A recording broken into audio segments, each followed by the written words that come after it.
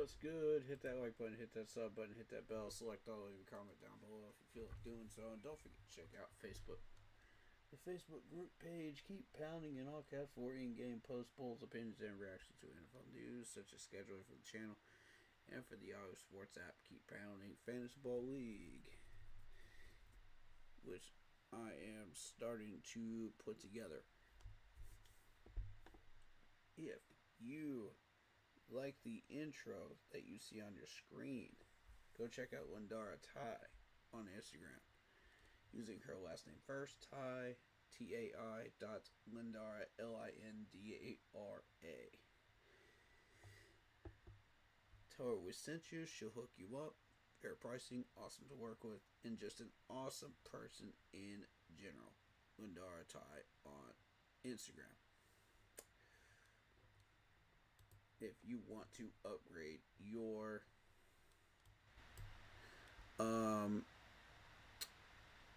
streaming experience. Alright. So, we are officially going to count Fanfest as day 9. You know, because that was a training camp day. I always count training camp as one of the days. So officially, we are at days 10 and 11. I believe that's what I put in my title. Let me just double check. Yes. 10 and 11. Alright. Now, on social media, everyone's going to say 9 and 10. But, I count FanFest as a training camp day because they went hard. They actually did a lot of drills, with the 11 on 11s. So, I will go over FanFest at some point on a day off and just really detail it for you guys. But what I want to do is cover 10 and 11 right now. So, day 10, I had a lot of stuff going on, so I didn't get a chance to really cover it yesterday. And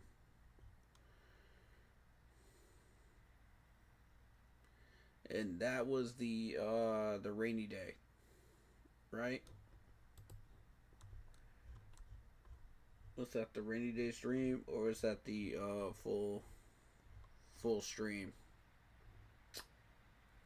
The full training camp day. I'm trying to remember which one it was.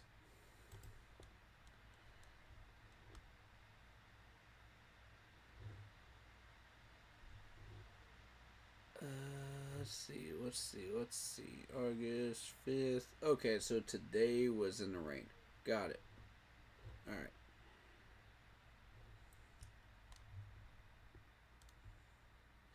And of course, Sunday was a day off for everybody because they typically take a day off after FanFest.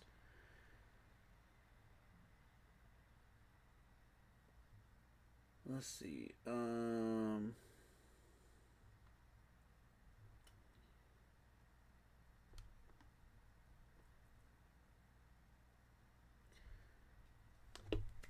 Let's start with the obvious news. I heard Shedeur Sanders is going to start against us on Friday. And I want to get reactions on that. Obviously, because I've been hearing all week this dude has been put number 4 on the depth chart. No one was even really looking at him. Seriously, for a starting spot in any of these preseason games. And then somehow now he's a starter in the first preseason game. Like, I want to say it's because of talent, but I don't know.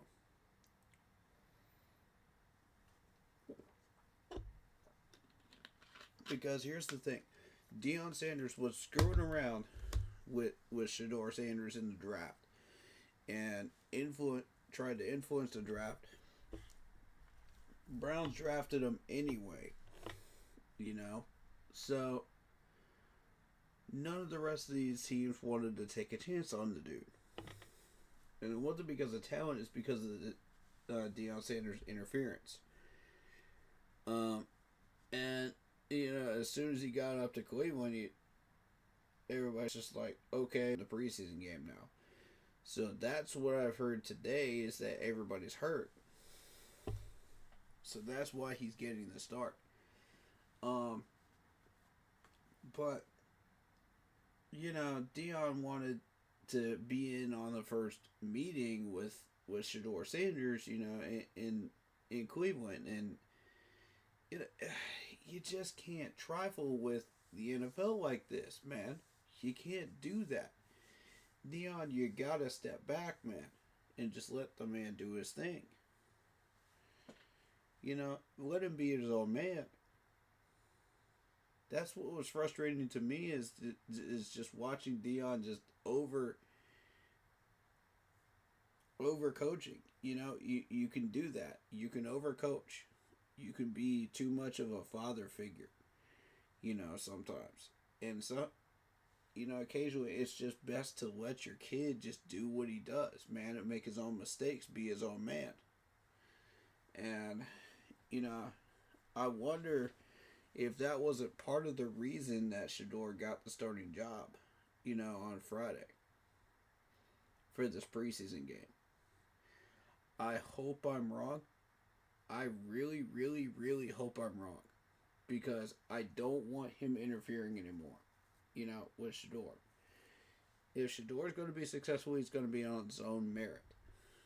You know what I'm saying? Like, I like Shador, and I think he's a great quarterback, as far as talent wise, but he's got to be his own man. You can't manipulate things in the NFL. You just can't do it. The karma always bites you in the butt. Every time. Every single time. So, I heard that the Chargers re-signed Keenan Allen to a 1-year deal. It was like an $8-point-something million deal. I was kind of disappointed with that because I do really, really like Keenan Allen. So the fact that he is off the board is a little disappointing to me. But it is what it is. We signed an inside linebacker named Chris Barnes. So, a little history on him, in case people don't know. He was with the Packers for 30 years, from 20 to 22. Spent the last 2 seasons with the Cardinals. 6 starts in that year, in 2023.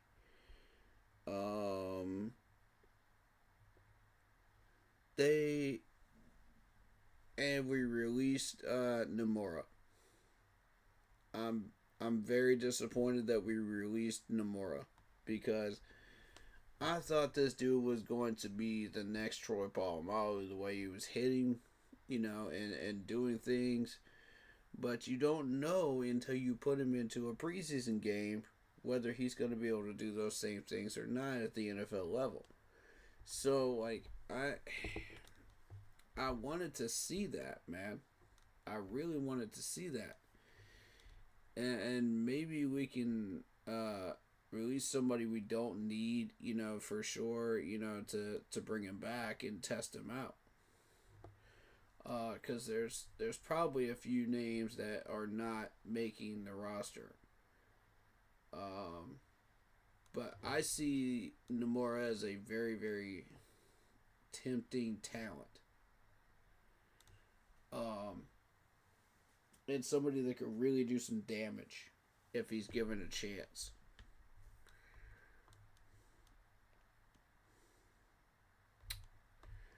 The biggest news today is Ransom. Lathan Ransom. Taking care of business. Love this dude right now. And let me see. What did he do today? He had a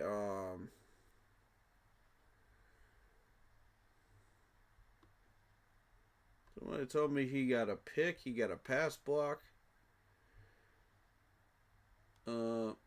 And did really well in tackling today. So I think that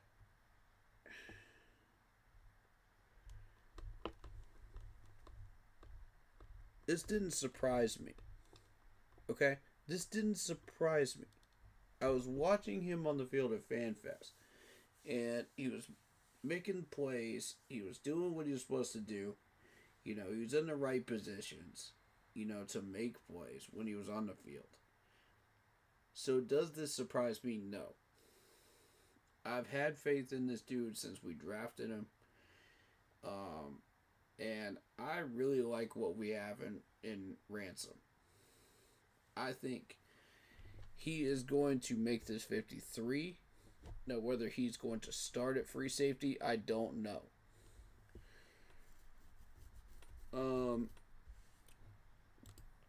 there was actually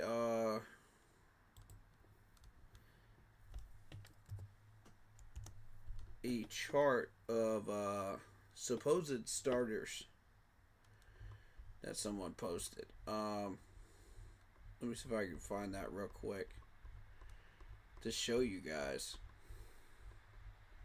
And I was looking at that right before I got on here. There it is. All right.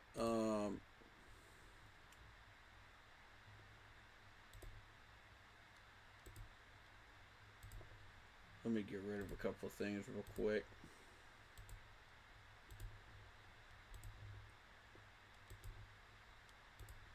And I'll put it up on the screen here for you. One moment. There you go. Alright, so as we kind of look at this chart here, we see Trevon Moehrig, at strong safety. They put Lathan behind him. And from what I'm hearing in press conferences and stuff like that, they're saying that they think Lathan is more of a strong safety. But you got Rosebloom, Trevor Wallace out there in his usual spot. I think Princely's going to beat out DJ Wanham. I think he is. At this point, I think so. Because if I had to pick a weak link in here without putting Lathan on the field, it's got to be DJ Wanham. Because I like Bobby Brown. I like Pat Jones. I like our two starting corners. I like what we've got in our backfield. I think that Christian Rosebloom has a lot of potential. And we just acquired Chris Barnes. So, my question is, what are we going to do with DJ Wanham? Because he's a run stopper, but, how does he do otherwise? What talents does he have other than just that? And that's the question we're trying to really nail down at this point with him. If he has the talent, I would like to keep him around. But if he's just a typical run stopper, then how is he that much different from Trevor Wallace here? That came in as just a run stopper. Well, the difference is Trevor Wallace has been working on his coverage. So you're starting to see Trevin, outplay the level of Shaq, when he was here. And take care of business. He's studying under Luke. He's studying under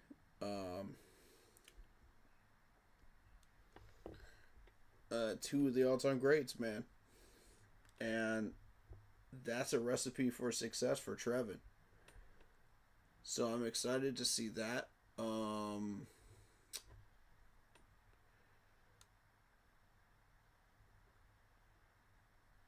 I think, let's keep Charles Smith-Wade over there behind J.C. Horn. Corey Thornton, not feeling it. Not feeling it. I think Shamar is going to take that spot. And here's why I say that. If you've been watching Shamar in training camp, if you've been watching the updates on this man, he's got the talent, to lock in at 3. Now the question is going to be, who is Thor? It is the fourth one. You can keep Chow out there as a nickel corner,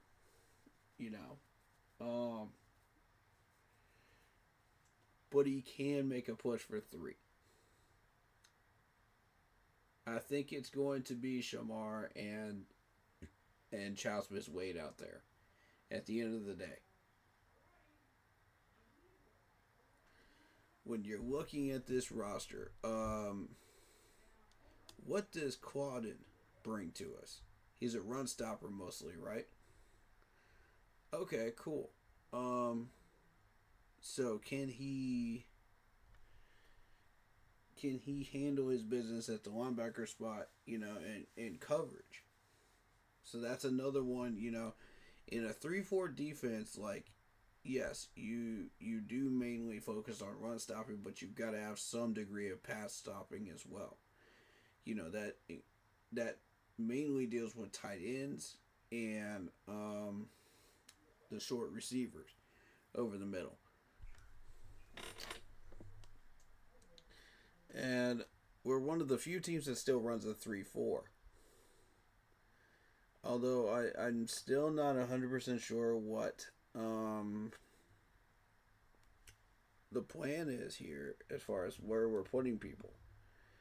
As far as, what coverages you want to put people in and packages. That's really the question with Evero. And that's where, once we hit this Browns game on Friday, we're going to find out. He's not going to show us very much, but he'll show us just enough to give us an idea of, okay, this is where I want these guys to be. This is what I want them to be doing. But are you going to be in the right spots to make the play? And that's the issue that everybody's had with a gyro. Is like, are you doing that effectively? And I think this defensive unit has bought into what a gyro wants to do, but the question is, what does he want to do? So you can't fully buy into something that you don't know what it is. That's the problem.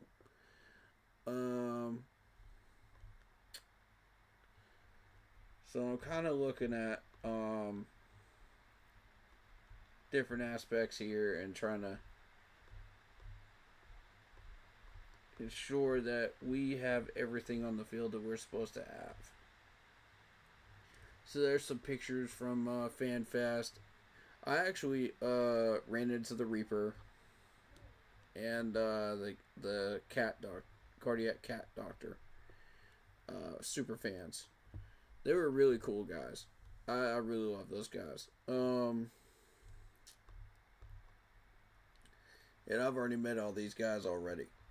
But it's just a joy, getting up there and getting a chance to talk to them again. And seeing them in person is really, really freaking cool.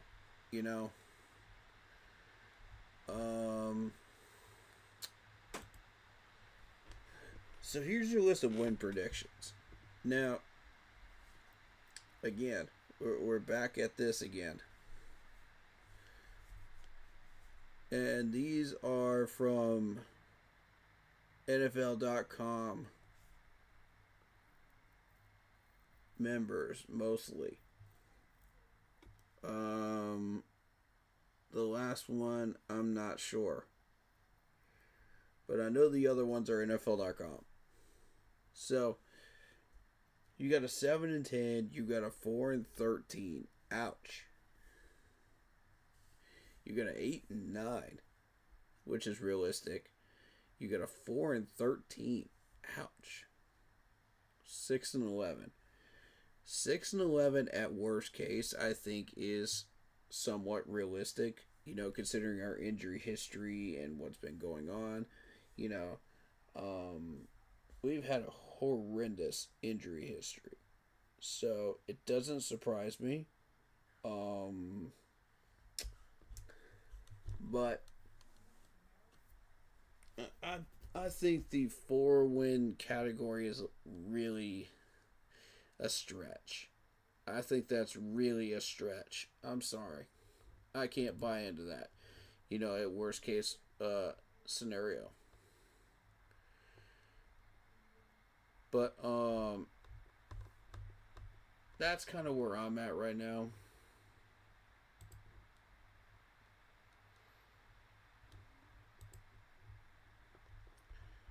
So let's kind of see.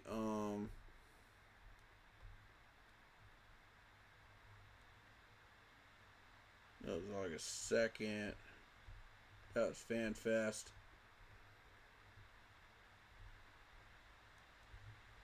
And like I said, I'll cover Fanfest in a different stream, along with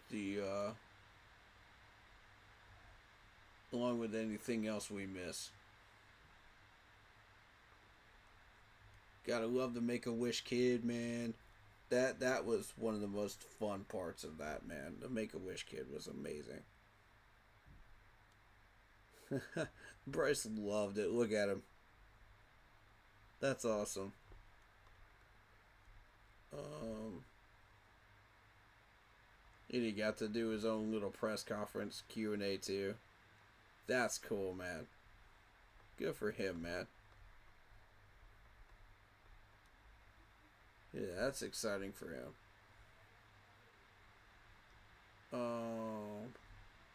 Let's see.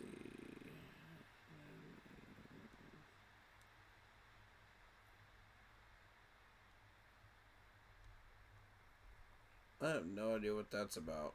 Anyway,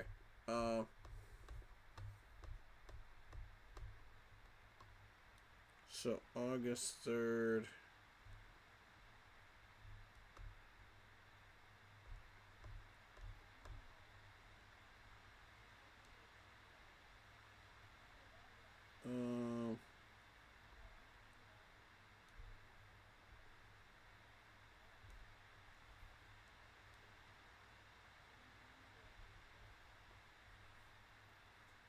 Alright, so here's a throw by Shedeur Sanders.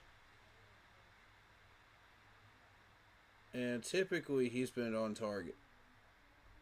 No, that's Dylan Gabriel. My bad. Dylan Gabriel. And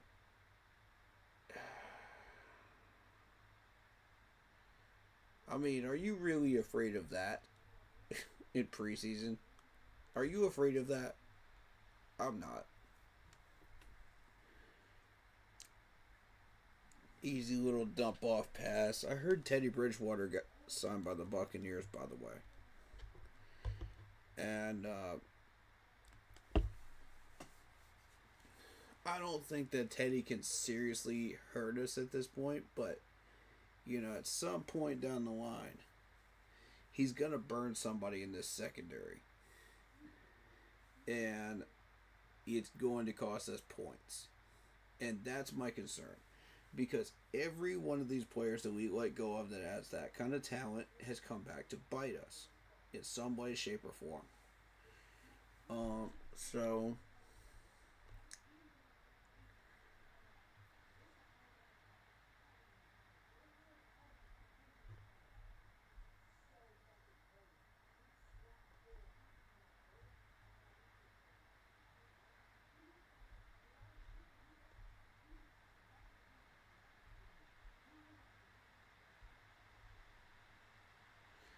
alright, so for today, we had the skinny goalposts up.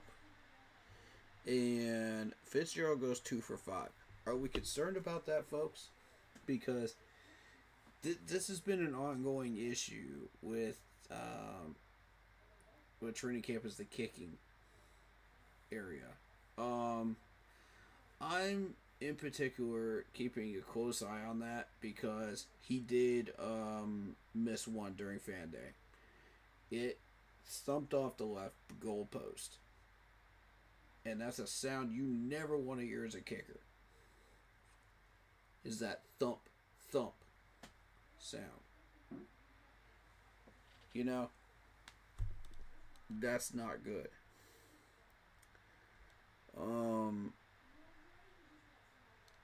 So I'm not sure what we're going to do about that right now. As far as the kicking game, we're going to keep a close eye on that.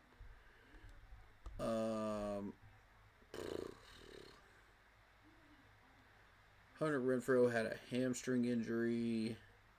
Derek Brown had a rib, oblique issue, but he should be back tomorrow. The question is, will Hunter Renfrow play in the game on Friday? Maybe, maybe not. I'm about 50-50 on that because I don't know. With hamstring injuries, it can go either way. But if I had to bet on it, probably not because they're of precautions, and that's fine. If he doesn't play, he doesn't play, and that's fine with me. Precautions are, and getting him 100% is the goal. And you got Austin Corbett talking about snapping the ball being, typical, easy stuff for him. Cool. What else is relevant here?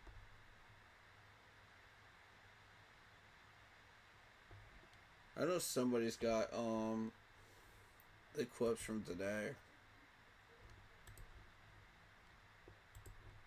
I'm gonna check actually.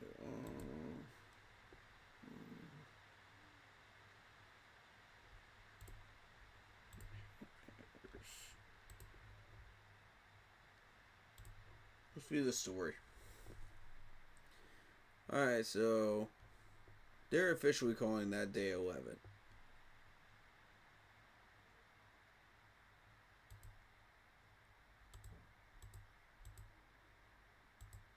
Okay.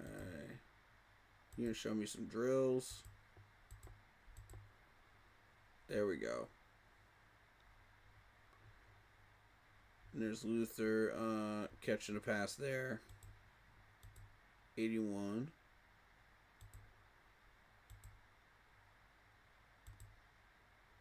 There's the interception by Lathan.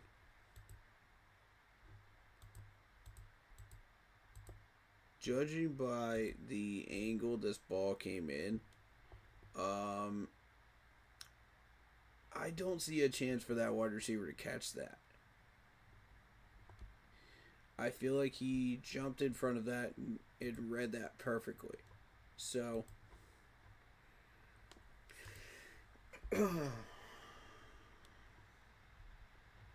that's based on what I saw right there.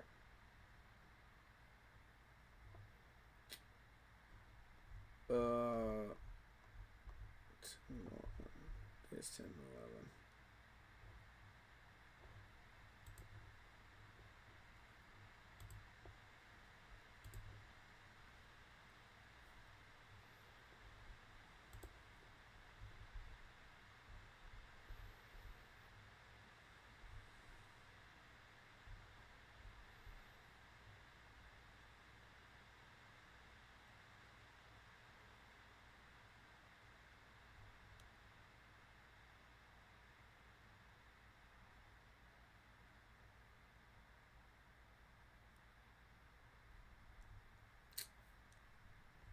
Let's see. We got rookie Will Howard throwing his first passes in Pittsburgh. He suffered a fractured small bone in his hand. Ouch. Misses 3. He's going to miss 3 weeks in Pittsburgh because of that. Oof.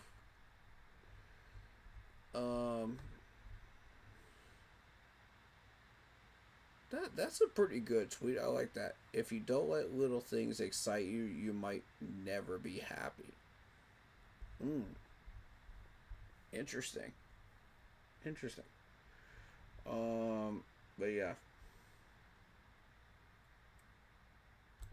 The first ever depth chart is out. Let's take a look at it. Let's go take a look at it. Let's see if we agree with it.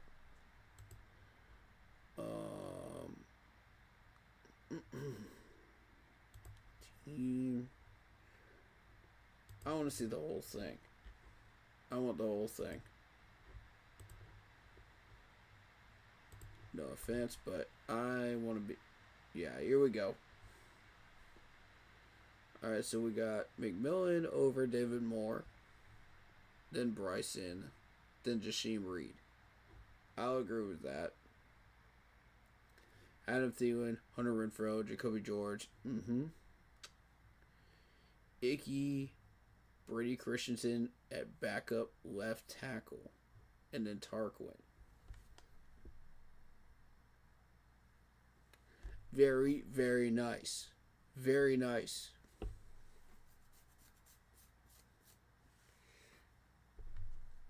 I'm very happy that they decided to put Brady right there on the depth chart because that's exactly where he belongs right now. We still need to find out about Josh Neiman. I'm giving him one more year, but I've got a lot of questions about his technique and his footwork, and his hands and posture on the field, because it is costing us a lot of pressure. Zavala as well. So, as of right now, I don't know about Carter. I'm still learning a little bit about him.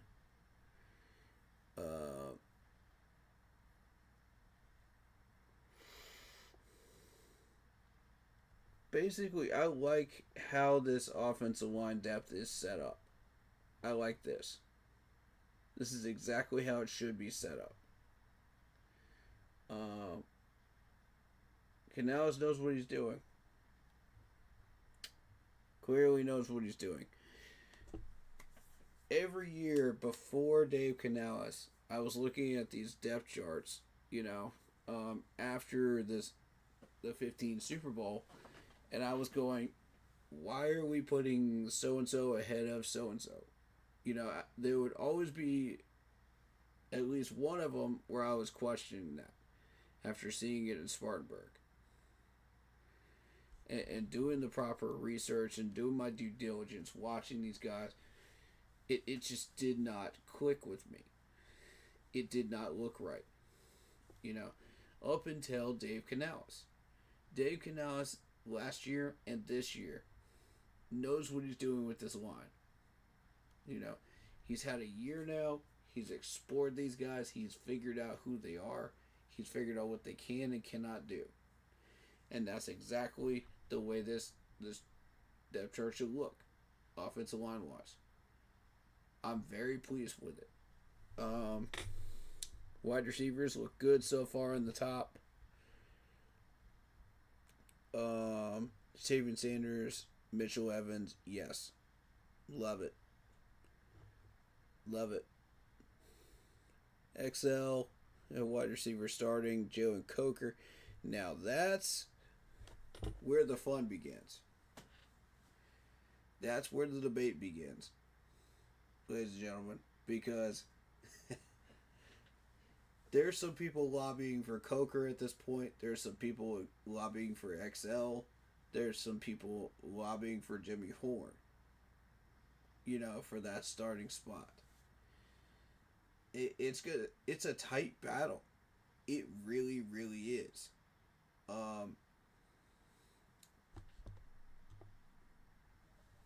I'm telling you, the wide receiver battle is wide the heck open. And it's beautiful to watch. Every bit of it is beautiful to watch. All three of our quarterbacks are throwing dimes. They're testing these wide receivers properly. We're getting proper protection on the line to allow them to do that. The line is also opening up the gaps to allow Chuba and Rico and Trevor, room to run and get to the second level. Get these 4 or 5 yard runs, on draw plays and ISOs. So I'm very, very pleased with that. But there's still some work to be done with Blackshear, as far as that goes, but I still think he's better than Bailey and Lynch Adams for sure. Yeah. That's not even a question at this point. Depth chart wise, this offense looks good. It looks real good. I'm pleased with it. I'm fully in favor of keeping Jack Plummer around, and letting him learn, and letting him do his thing as a third string. I saw him throw some dimes during Fanfest too, man. Yeah, he had some time out there, man, and I liked it. They gave Trevor a lot of time during Fanfest, during that 11 on 11. And it was a hard 11 on 11. It wasn't just like your typical Fanfest soft practice. These guys were going hard, which is exactly what I wanted to see. You know, especially being the fact that we couldn't see these practices, you know, due to the construction on the stadium. So that made me really happy, you know, to see Trevor get that many carries and to really test him, you know, and find out who he is. So the fact that they put him at third behind Rico, I agree with that. I do. I agree with this depth chart so far. It looks good. Defensively, I think eventually Princely is going to beat out Patrick. That's just my take on it. I think he is. And I said that earlier. It's not that I don't like Pac Jones, because I do. But Princely is starting to really open up his talent level, you know, at the NFL. He's starting to really blossom in this training camp so far. I've heard good things about him so far. Thomas Incoom still needs work. Boogie still needs work. And I've watched them too on the field. And I didn't see anything from these two. I was hoping to see more, you know, but I didn't. So I agree with what I'm seeing here. Thomas Incoom has probably a year on Boogie there, so that makes sense. Years worth of experience plus talent, so makes sense where they put him. Austin Robinson definitely leads this crew here. Wharton and Harrison Hunter. I'm gonna say Treshawn makes the 53. Harrison Hunter could be a practice squad guy. We'll see how this rolls as training camp goes along. You know, we're entering the second half of it now. And now these guys are really going to push hard. Now it's about technique. It's about really focusing on those little things. Because you got settled in. You made some plays. Okay, cool. You turned some heads. Now, can you get down to the nitty gritty and fix all of these small details in your game? You know, to really push yourself to the next level and earn your spot. And that's what the coaches are looking at now. It's very detail oriented. So, going into the third week. So, Harrison Hunter, we'll see. We'll see. Jury's still out on him. I think the coaches still need to look at him a little bit more. Give him a few more reps, just see what he can do. We know what Treshawn can do. That's obvious. It's what he can't do. That's what they're discovering right now. Bobby Brown, Shy Tuttle, Sam Roberts, Cam Jackson. I think Cam Jackson is going to beat out Sam Roberts. I think that's going to happen. Cam Jackson actually had a couple of good days in training camp in the first 2 weeks. So I think Cam will beat out Sam Roberts at defensive tackle. We will see, though. We will see. That battle is still ongoing. Shy Total still has yet to show me that he can ascend to that next level and break his glass ceiling. That's my concern with Shy Total. And see, if we can get a guy like Cam Jackson that we just drafted to push Shy Total and force him to be competitive and try to break that glass ceiling, that may be enough. I don't know. I don't know. We'll find out. That's why we have these training camp battles. That's why these happen. All right, so you got Derek Brown, you got O'Brien Ray, you got Jaden Crumedy. Crumedy has not impressed me in 2 years. I'm sorry, Crumedy has not impressed me. He's made a few plays here or there, during regular season games, but, has he ultimately impressed me enough? No.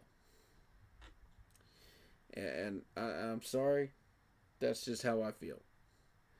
Other people are going to disagree with that, and that's fine. You are entitled to your own opinion on it. That's how I feel. And I'm going to speak my mind. DJ Wanham's another one. I've got questions about DJ Wanham. And I think Nick Scorton is going to beat him out. I think Nick Scorton will beat him out eventually. But the only reason JJ is still up there is because he made some plays during regular season games, and Nick has yet to prove himself. So I think when you watch these preseason games, watch Nick Scorton very closely. Because I think this is where he's going to start making his move. It's not during training camp, it's during preseason games. DJ Johnson, he's already passed out DJ Johnson, which I agree with. Trevor Wallace beating out Claudin, agreed with that. Bam Martin Scott. I think Bam Martin Scott is making a push on Claudin here at inside linebacker. That's my take right now. I don't want to say who's going to win that battle at the end of the training camp, but I do have my favorite. Bam Martin Scott is my favorite out of the two. But again, I'm not going to be mad if Claudin does beat him out. I want the best man out of the two to win. That's the goal. Mapolo, we're still learning about Mapolo. So, Christian Rosebloom has had an excellent training camp so far and has earned his spot on the starting roster for sure. Jacoby Windman, we're still kind of learning about, but he's made a few plays too. John Radigan has kind of stayed silent. And I think Chris Barnes is going to beat him out. Now, will Chris Barnes beat out Jacoby Windman? There's the magical question right there inside linebacker. And linebacker depth has been an issue last year. And it's questionable this year. I think he might make a push on Jacoby. We'll see. For that second spot.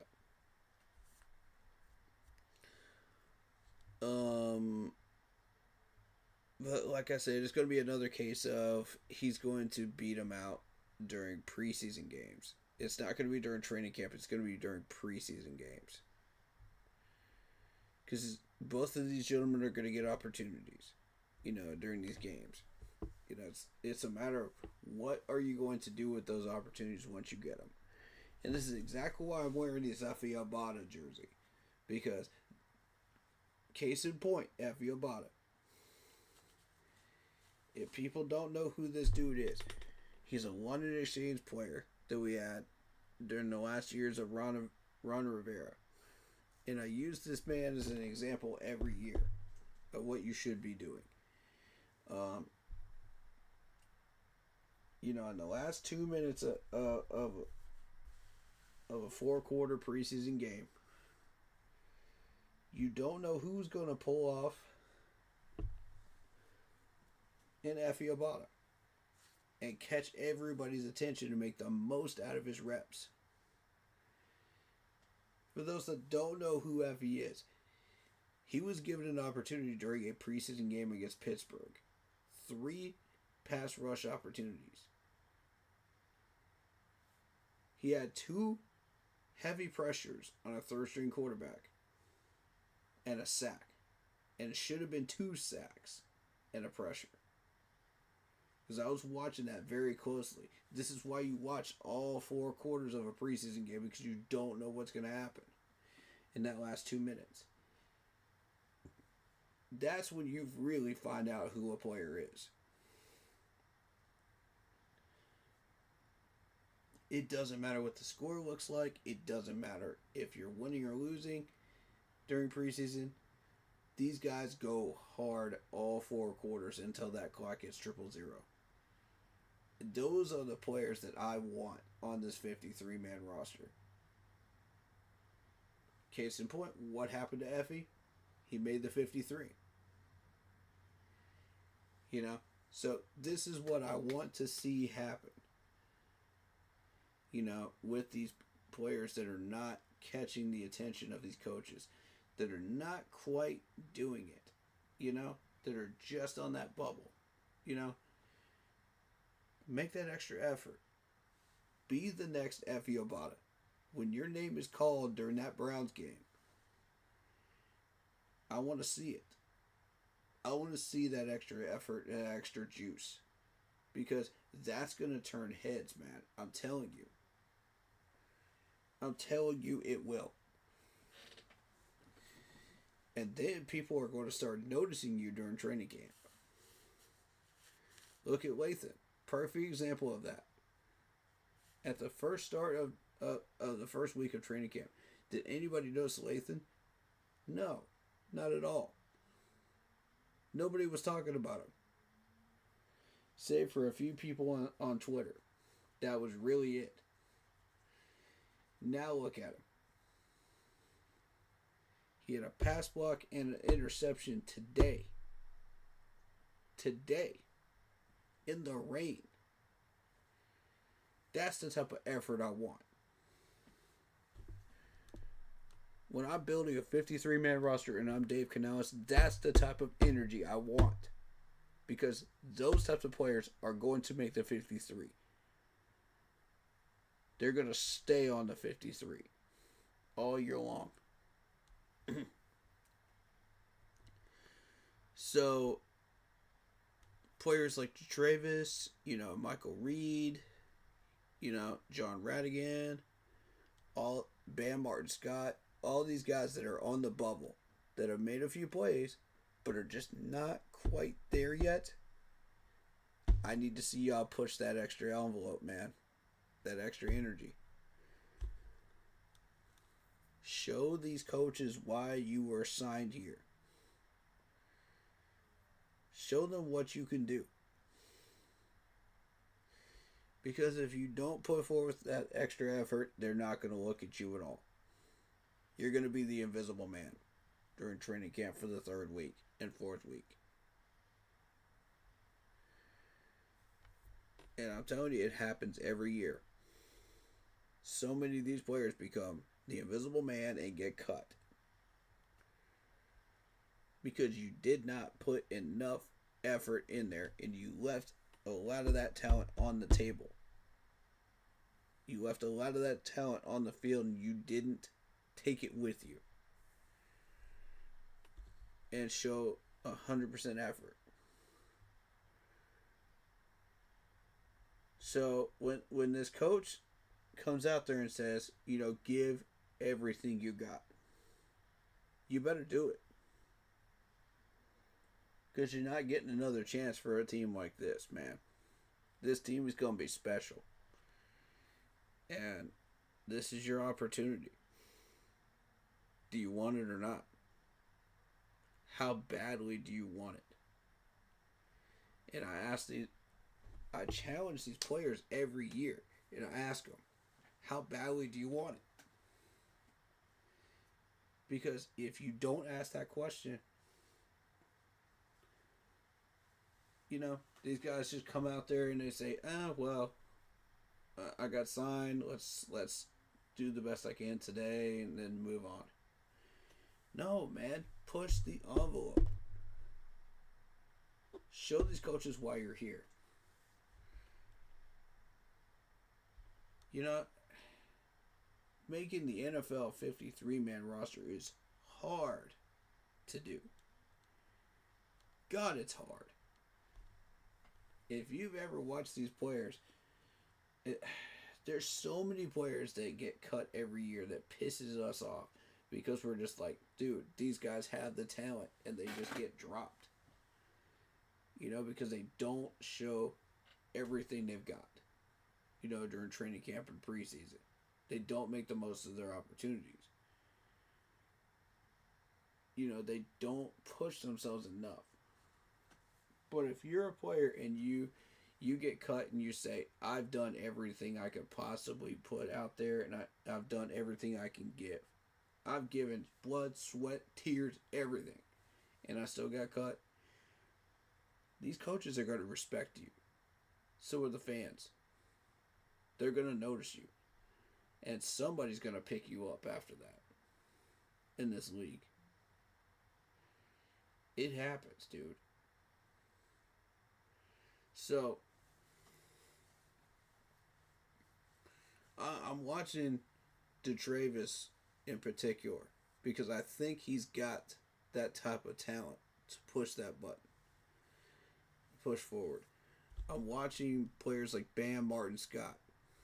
You know, John Radigan that's been here for 2 years. You know, and I know you got more. I know you got more. Because I've seen it. You know? Alright, so these guys are exactly where they should be on this depth chart right now because of that.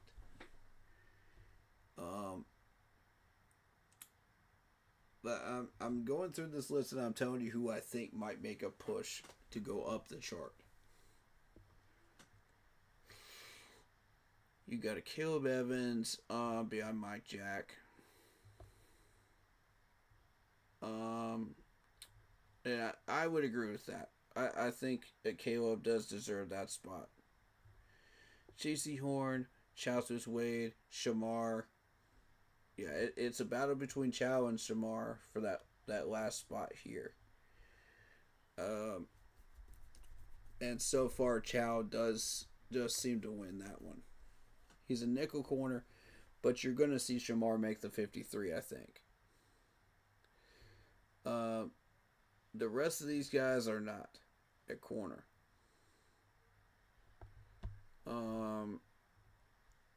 Then you got safety. You got Trevon Moehrig, Damani Richardson, Isaac Gifford, Nick Scott Lathan, Jack Henderson. Let me say this. Nick Scott is a special teams safety, and that's the reason why he's probably going to make the 53. But don't count Lathan out for a spot on this 53-man roster. Don't count him out. Because he just made some plays today. He's really starting to wake up his talent and put everything on the field that he could put out there. And I'm recognizing it. So is the media. So is everybody here. We're all seeing it. You know, this is the definition between just sitting there and going through the motions, going through the drills, trying to make the 53, you know, and leaving part of your game on the field. Versus Lathan, who is putting 100% blood, sweat, and tears into his game, trying to get the coach's attention and make sure that he is on that 53. That's the difference, ladies and gentlemen. So when he gets his opportunities during a preseason game, he's going to take advantage of them. I can already tell you that right now. I was looking at him in Fan Day and I said, this man's going to ball. I can tell which ones are going to ball and which ones are going to sit there. I can always tell every year. Because the ones that ball out are the ones that get on that 53. And with Dave Canales running the show and the depth chart, I love what I'm seeing. There's competitiveness, there's spirit, there's it's just a different vibe altogether. I think Blackshear should be one of the two. He's either a really good kick returner or a really good punt returner. I'm not sure which. I don't remember which. But whichever one he was really good at, that's the one he needs to stick at. And I think we need to try out Trevor Etienne and push him a little more. Because I think Trevor Etienne could be the other guy. I don't want to risk Rico at this point because we've had too many injuries at running back. David Moore just doesn't have that push, on those return games. Hunter Renfrow can do it. I'd rather not risk him right now because of the fact that he is a massive playmaker, and route runner and pass catcher. So at this point, Hunter, yeah, you can do returns, but I don't like the fact that we're trying to push that right now with Hunter. I would prefer to see Trevor Etienne step into that role with Blackshear on the other side. You know what I'm saying? That's where I would prefer it. I've seen so many injuries happen, during regular, gameplay, of guys that come back on this list for return men, and then, you have to go down the list of return men, because you see injuries happen before these returns even happen. Because of the kickoff rules and everything else, you're seeing these guys get injured, before you even see kicks or punts. So, my thing is, I'd rather have Trevor win his way onto the roster that way. As a third string running back and as a return man. That's how I feel about that. Jimmy Horn Jr. is too valuable as well. I don't like that one either. Although he does have the speed. So I'm looking at David Moore. David Moore is fine. You can put him back there and you can have him try to return some of these, and he's got good hands. He's got good running ability. He could juke. The skills of David Moore. It's not a risk at this point to put him back there. I just don't see a point in putting people back there that can get injured, on special teams, that don't need to be injured in that way.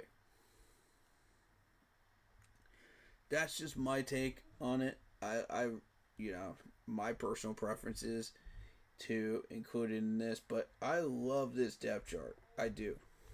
I think it's amazing.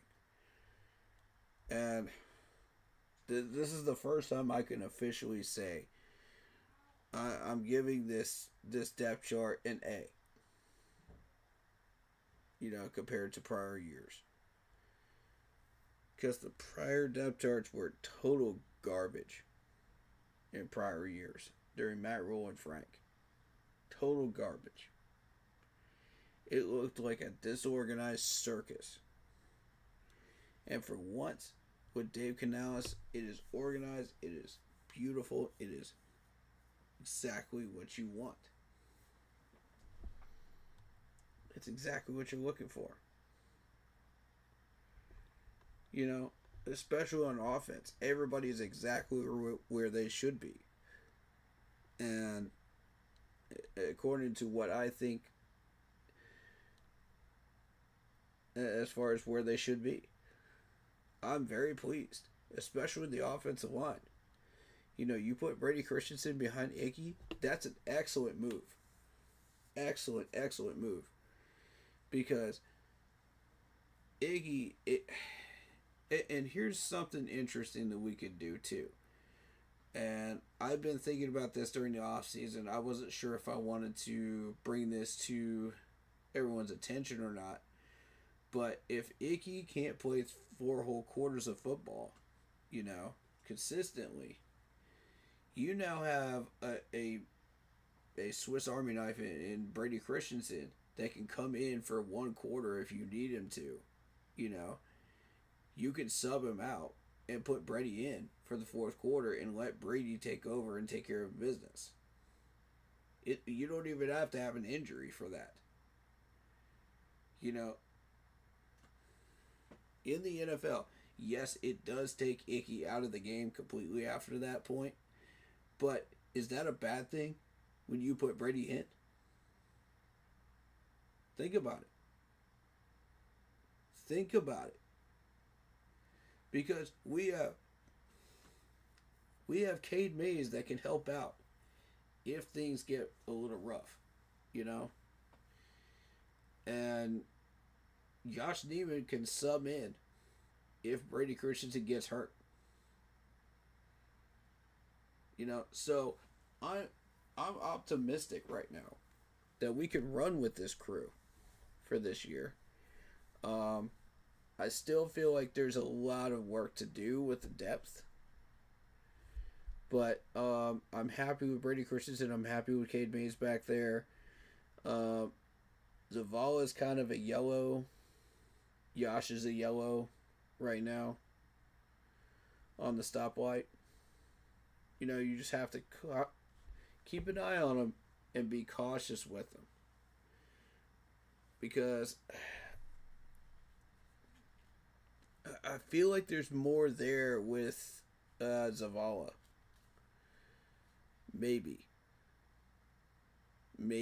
And I say that with a humongous grain of salt. Because I've watched him for a couple of years now. But he would have to show everybody here, that he could make that extra push. But right now, I'm just not buying it. I'm not buying Zavala and I'm not buying Neiman until I see better. If they can come into a preseason game and show me 4 whole quarters of football, through all 3 preseason games, both of them, then I might start to buy in. Because here's the thing. Yes, you're not going to see most of the typical NFL plays, during preseason. I get that. But offensive line protection is different. Because these guys have to go hard. They have to do what they're supposed to do, as far as pass protecting during preseason games, because you are going up against some veteran pass rushers. You're going up against real live pass rushers from the other team. You have to do exactly what your job specifies. So that's these guys going 100%, on the offensive line. And that's where you really test these guys and find out, okay, are they exactly what you're looking for? Or do we still need to work on that? What do we need help with? Where do we need to improve? So, I'm still learning about Carter. I don't know much about Carter at the moment. Somebody teach me something about him, because this is a guy I still have a little bit of work to do, studying wise, to find out who he is. But overall, I completely agree with where everybody is. I completely agree. And if the season started right now and this was the offensive line depth chart, love it. Love it. Don't change it. Unless Tarquin makes a push, unless Kingston makes a push, I say don't change it. I want one of these guys down here to make that extra push. Earn your spot. You know, especially if you're an offensive lineman, because there's a lot of scrutiny there. So,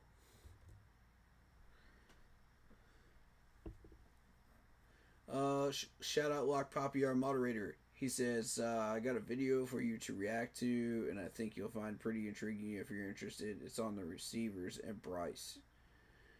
It's cool. Yeah, sure. Throw it at me. I would be very interested in that, actually. Ugh, excuse me. Do we allow links in chat? I believe so. I believe you should be able to post it in chat. If not, let me know. Yeah, there it is. There it is. Alright. So we've covered the depth chart. First time in 5 years I've been able to give that an A grade, and I'm very, very pleased with that. So, let's go. This is a video about them building team chemistry, according to Lock Poppy. All right, cool. Let's see what we got here. Headphones on, full screen respect. Let's get it.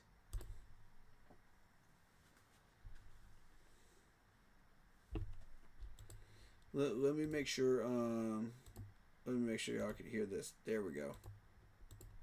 We over here in Minnesota for a little offensive retreat for the Panthers. Keep pounding, feel me? Man, it's day one. Tune in. Huh. Doing that little. Love it.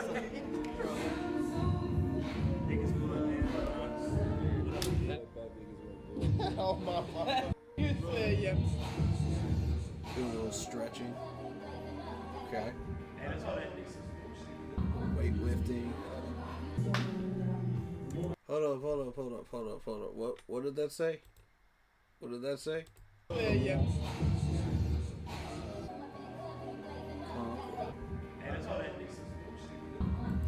Success is earned, not given.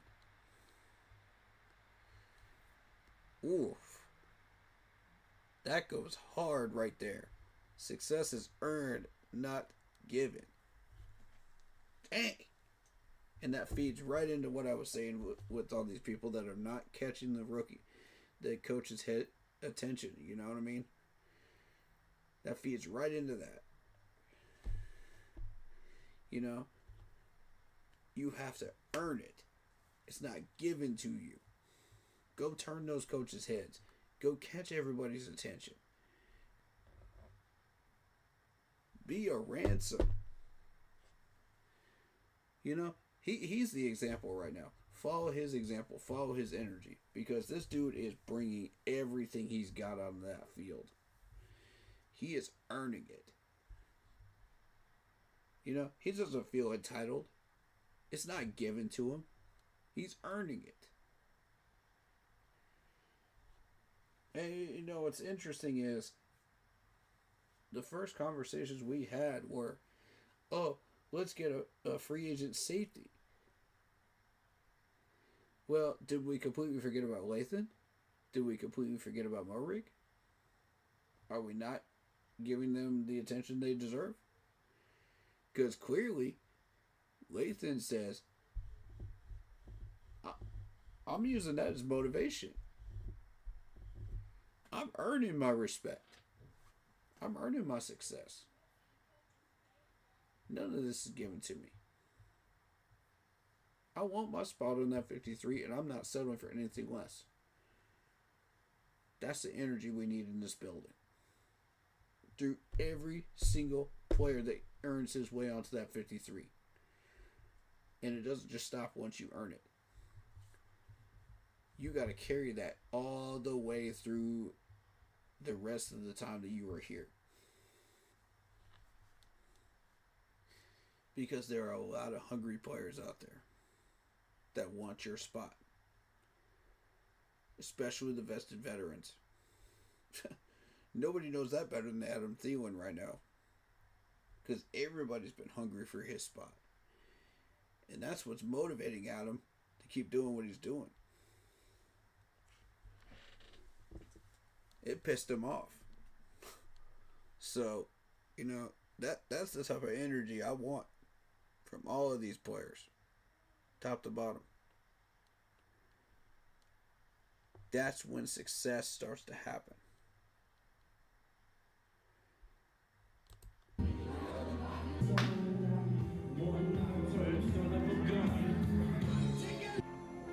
Going into the Minnesota retreat, I would say the biggest thing for me was just building that connection with the other receivers and as well as Bryce.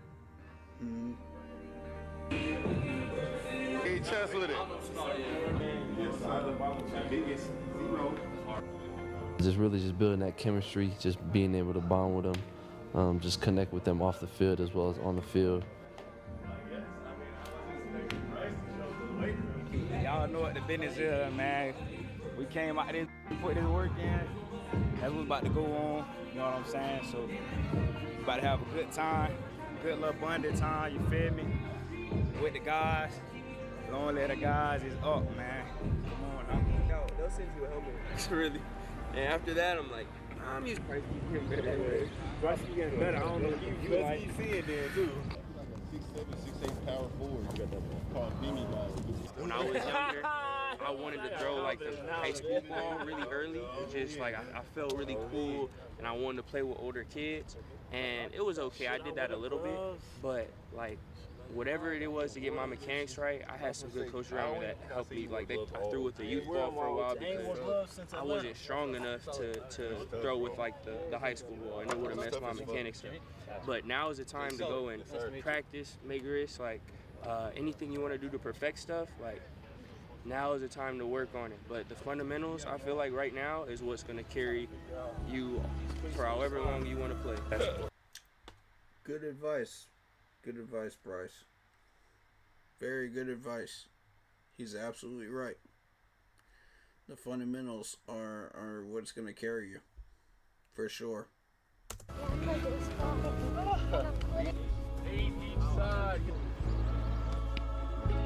Leg stretching. Get touches. Alright, I know. Start training right now. There you go. Flow. I feel like the farther I got in football, the more fun the game has gotten for me. I love kids. I've learned to find more joy in the game, just having fun. And I mean, obviously, y'all can look up my my contract. I just signed for $27 million, but I've never been more hungrier in my life. And that's the attitude, man, that we got in Carolina, man. Everybody's got that hunger right now. Everybody. And I love it. That's what's going to lead to competitiveness. That's what's going to lead to success. And everybody giving their all on the field. That hunger, man. That's beautiful. I feel like it's easy for somebody to get complacent, get comfortable, but at this point in my life, I'm like trying to get to it, literally. Facts, man. Facts. It's so easy to be complacent, man. It's so easy. But when you take the harder road and you push yourself, you will find that success that you're hunting for. And for some of us, it could be just as easy as just getting out of bed in the morning. And that's a life lesson right there. Don't be complacent. Keep pushing yourself.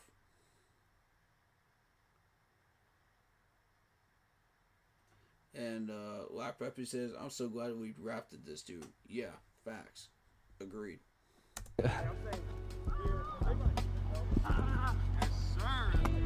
at that speed, man.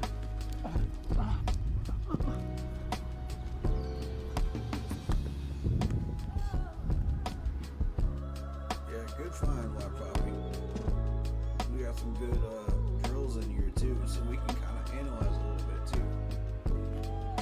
Good work in now for the put them shoes back on. Y'all got it. Yeah, no, I ain't. I'm like, bro, it's good to look at. Is that a high school track or practicing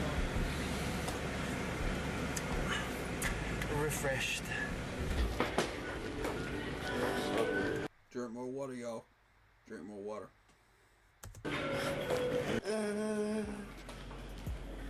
Water.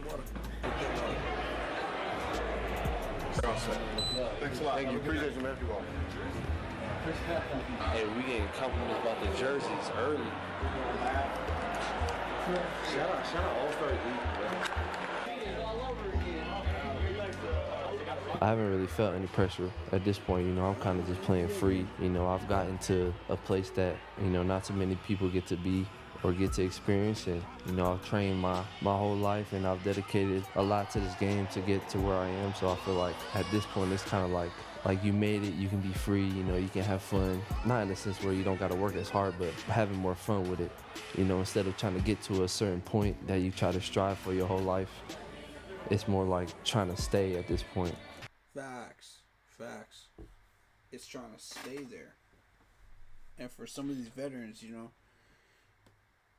it's so hard to stay relevant in the NFL and be a major problem for defenses in the NFL if you're a wide receiver. Because it is so easy to fade back into the background. Because the franchise will get a bigger quarterback, bigger wide receiver. They'll get somebody younger. They'll get somebody, more talented than you. And that, that's where some of these wide receivers can get a little complacent. And they can say, yeah, I reckon this dude is better than me. And I'm going to fade back into the background and fit into where I am supposed to help the most in a team roster. Some of them make it look like a slap spot.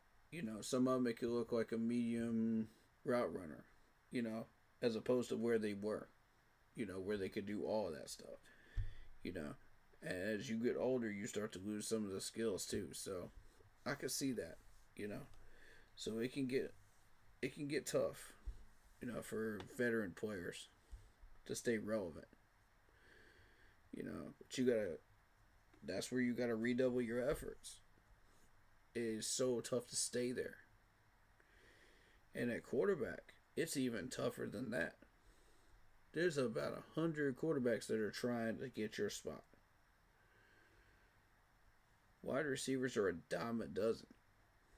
Running backs are a dime a dozen. You know what I'm saying? Like, you got to stay relevant.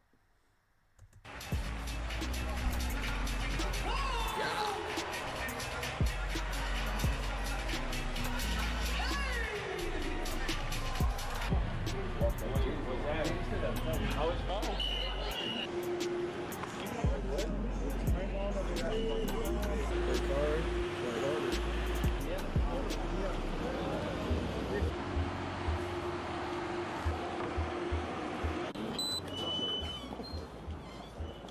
Y'all can go.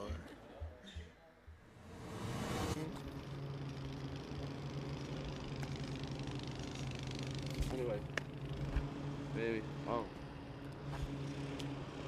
we still here in Minnesota. Receiver retreat, day 2. Here we go. Hey,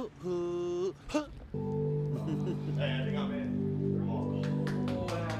I just found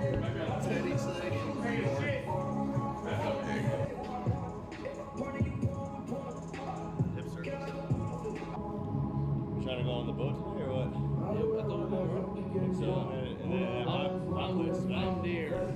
I gotta mute that because of copyright music. that was for the old line. That's an interesting drill.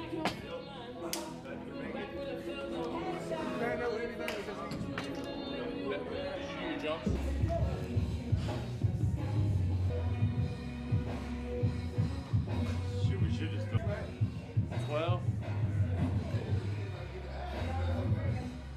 Look at him too, dude, like a pro. Look at him doing it for years. Show him how you do it. There you go, Adam. Show the Brooks how it's done, man.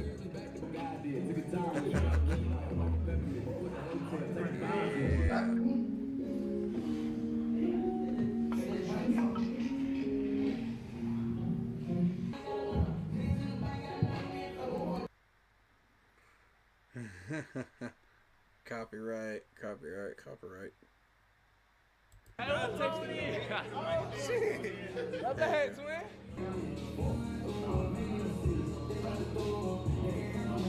They're just having some fun right now. ready for the field.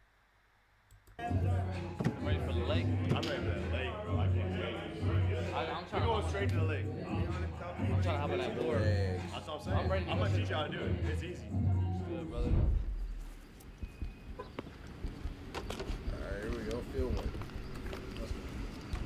Good little ones. Sample pair. Go for about 10 racks. You put a signature up there, that's 30, maybe 50. Shit, I put my signature, that shit gonna depreciate. Yeah. Yeah. Yeah.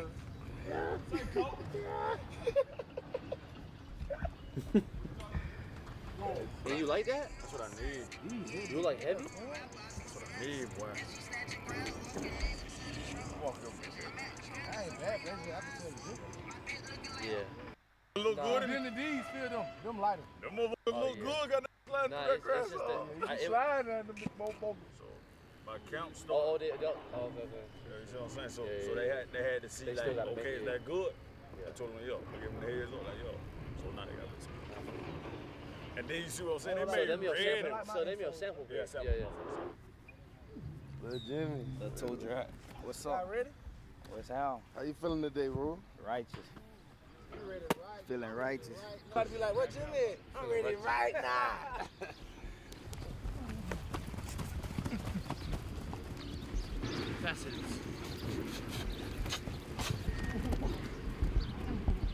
Jump set. I'll switch.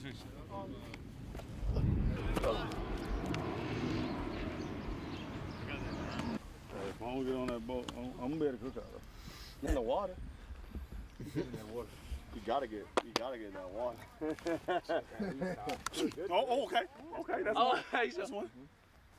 Why you keep doing that? No. I know it. Line up when you like this. And that one right there. After the half jack. Thunder.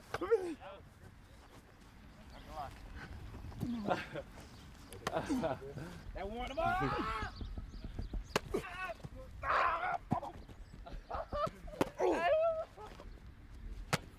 Oh shit. Nice speed. Love that footwork. There you go.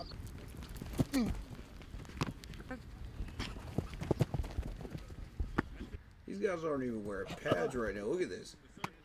What can confuse that? Oh my god. Come on. Take that. Oh yeah. That's it, brother. Oh yeah. That's beautiful footwork.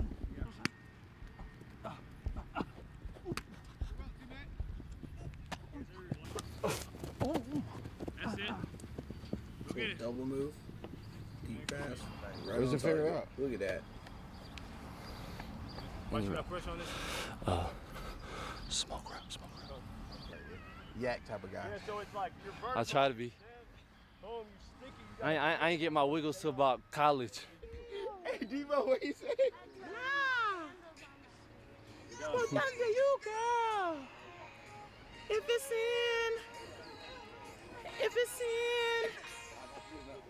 If it's in Lord's will, 'cause I Yeah, do it. Yeah.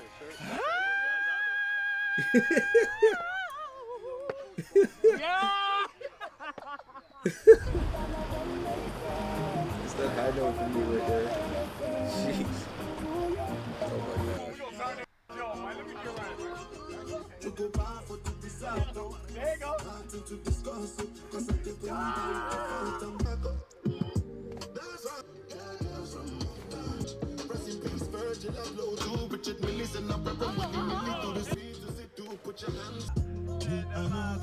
This is cool.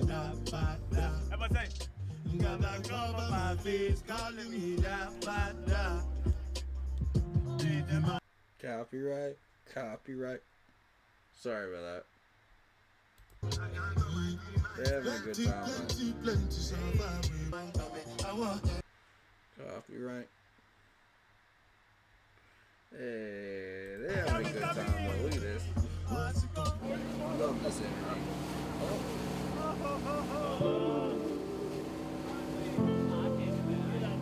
No cap for size, you're none of these verses. Yeah, in the back. Yeah. Just keep your toes up. Toes up. Yes, like that. When I give you a little pressure, then you're gonna hit it. All right. Keep your arms locked out. Yeah,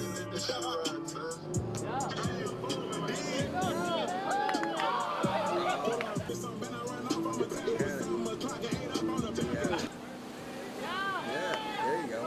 There you go.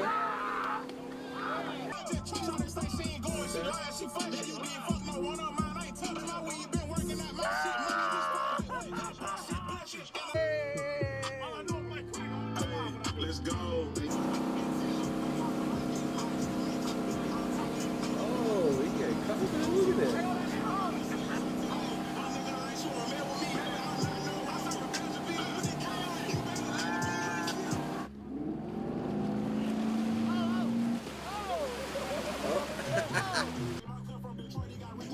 Got it.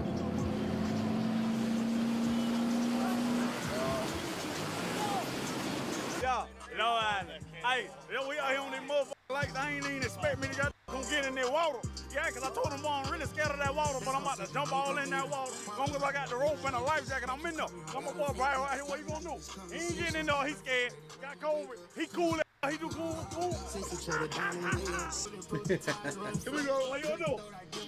Hey, we doing a video in this video.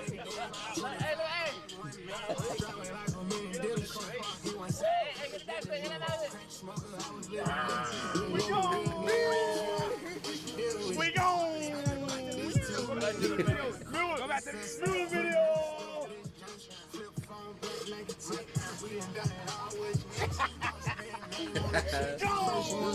Hey, where we go? We go. Yeah.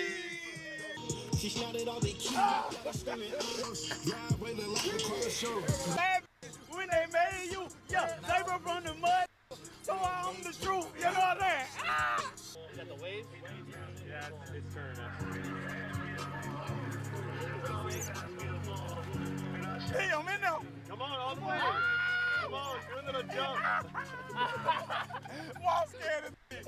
I swear to God.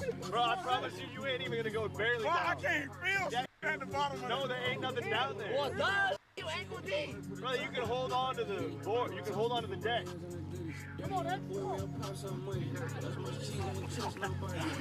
Wow, bro. You right there. And you got the rope too, bro. Yeah. And that's all you get. I got him. That count. But you have the rope. You can't touch the go down on my life. Hey, let me play something. Let me get my mind right. What animal you in? I'm a motherfucking gorilla. No. Hey, put that G-Lo on. Hey, I'll put the step down. You can even go further in. Yeah, Cole. Look, hey. Yeah, Cole. Come on. All right. There you go. Come on. Let go. Hold on. If you can see the ball, hey, what?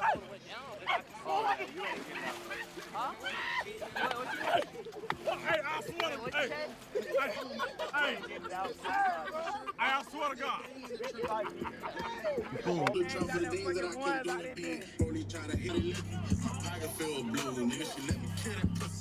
Put it on the nose, nigga. I keep my brother with To my in it.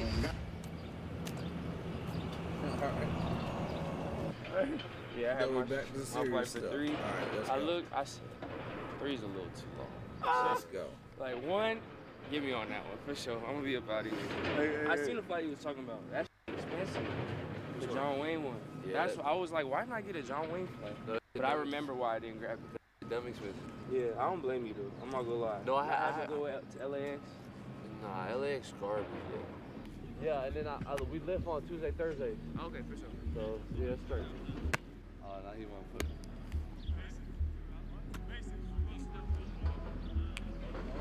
What's that? Yeah, my right arm, yeah. A little bit.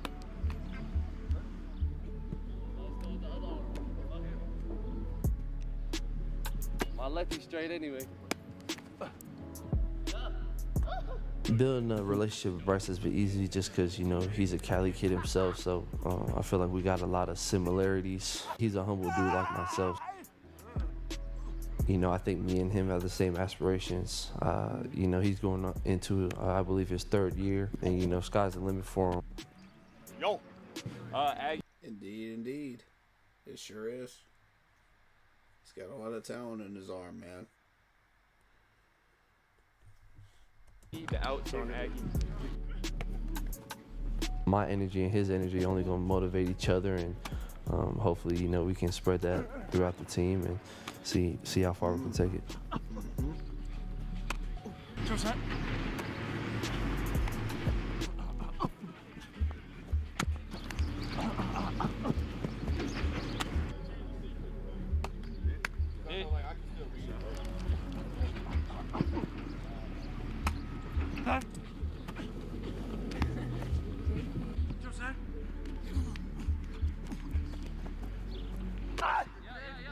I don't know what a good What team. a catch right there. We'll watch that catch one more time. When was he at?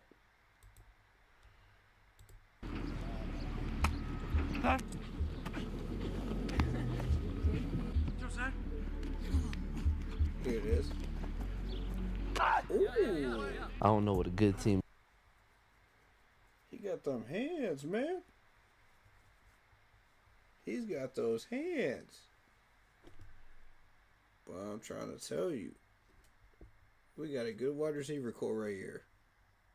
Looks like, and I don't know what a bad team looks like, but I know football, and I know that, you know, the players on this team, we got some people that can go. You know, we got good mentality. You know, I feel like we're all striving for the same things. That was ha-ha. Full speed, da-da. Oh. Oh.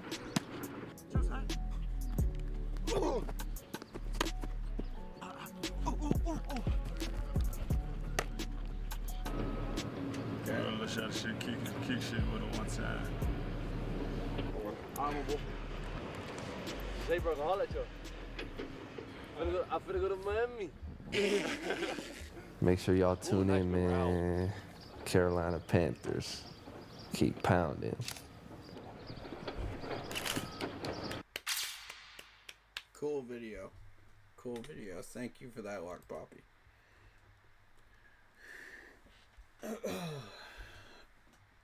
I like what this wide receiver core is becoming. I like the fact that that chemistry was being built before they even got into training camp and really pushed themselves further.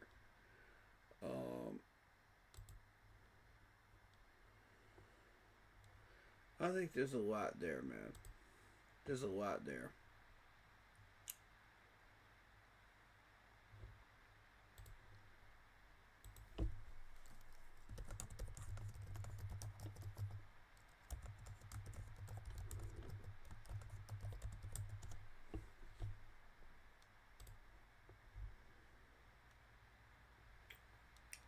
Derek Brown says it's going to be different. I guarantee that. A lot more exciting defense coming this fall for sure. Let them keep doubting. You heard it from the man himself. You heard it from the man himself. want to keep doubting that dude, man. I'm telling you.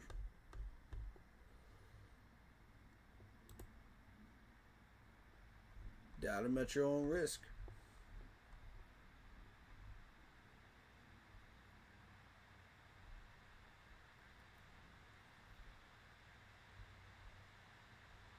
Alright, so apparently we're having a tailgate October 12th. I don't know who these people are that are doing this. That's a different group. I don't know them.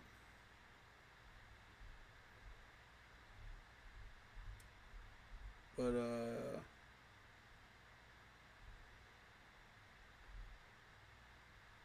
yeah, man, we had people coming in from LA. From LA to this Fanfest, man. That was lit.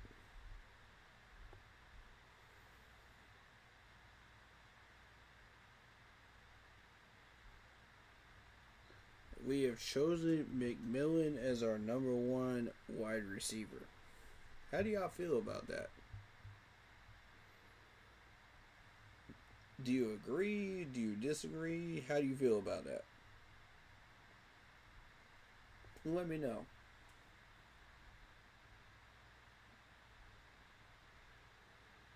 Yeah, the story of the training camp is definitely the wide receivers, for sure. But I need that defense to start becoming the story. Because we've still got a lot of questions. Excuse me. We still got a lot of questions about this defense. Where y'all at?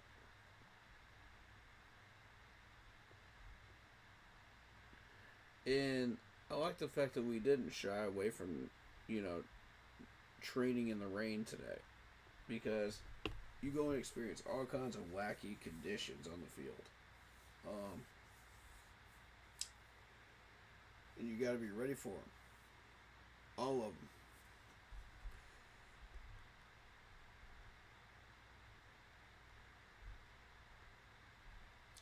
Panthers are the most bet team to win the NFC title. And once again, I got a question. Are we leaving the word South out of there? Y'all just talking about taking the division crown? We ain't trying to take over the whole NFC now. We ain't got that type of talent yet. But hey, if we do get there, man, if we do get there, I'm down. I'm on the train. But, as far as that train will take us.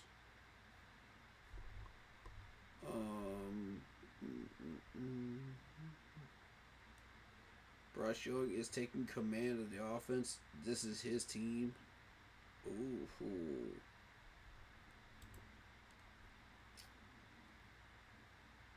The Bryce haters ain't gonna like that.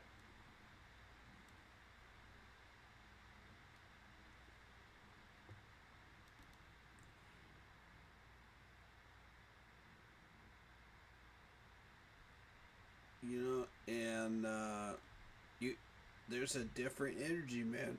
It's a different energy. There is a different energy in this building, man.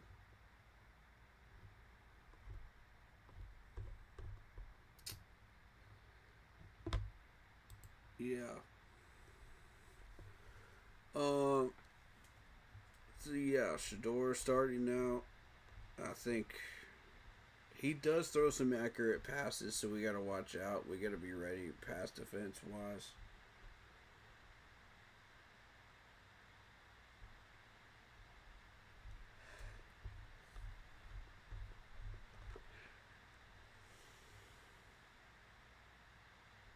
What all went on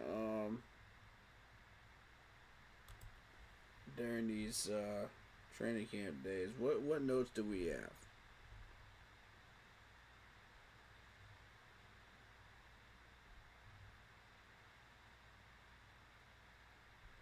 Skill players use a small equipment change. Let's see what that's about. Okay, you caught my attention.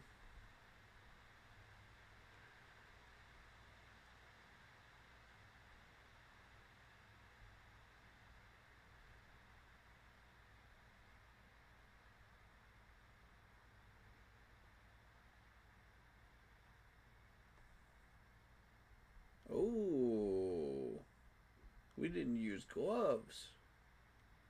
Interesting.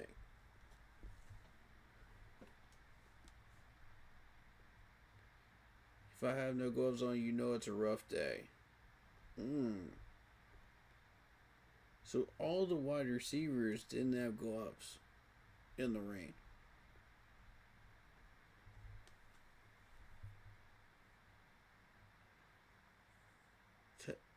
T-Mac says you're not supposed to wear gloves in the rain. All the grip goes away. You got more grip on your fingers. Huh. Regular gloves are sticky in normal weather, making them a necessity for some guys, but as soon as the weather gets wet, even if it's just a little extra humidity in the air, they become slick. Equipment then has rain gloves available, which are a bit more tacky according to Canales, but they are only useful at a certain level of rain.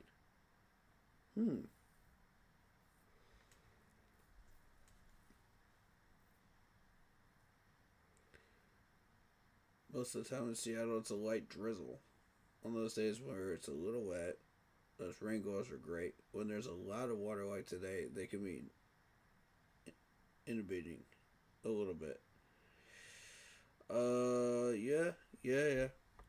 Yeah, I can see that.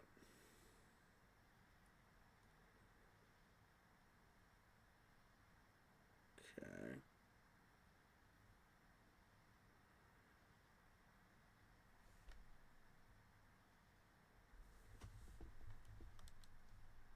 It hurt me more than it helped him. Okay. So that's Austin Corbett saying that with snaps.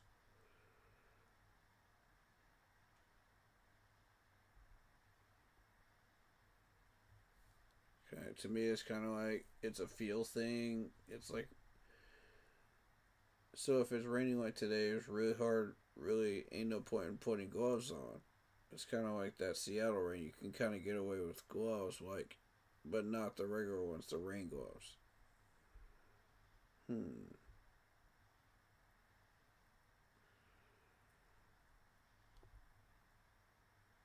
And that's the interesting thing, is because we do have that light rain coming through, just like Seattle and sometimes in Charlotte. So I kind of like the idea of practicing both ways and just being prepared for any type of weather. So I do like this. This is helpful.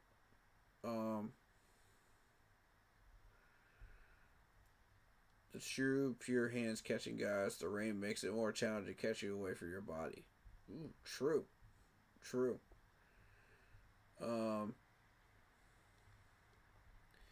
Any of y'all had like,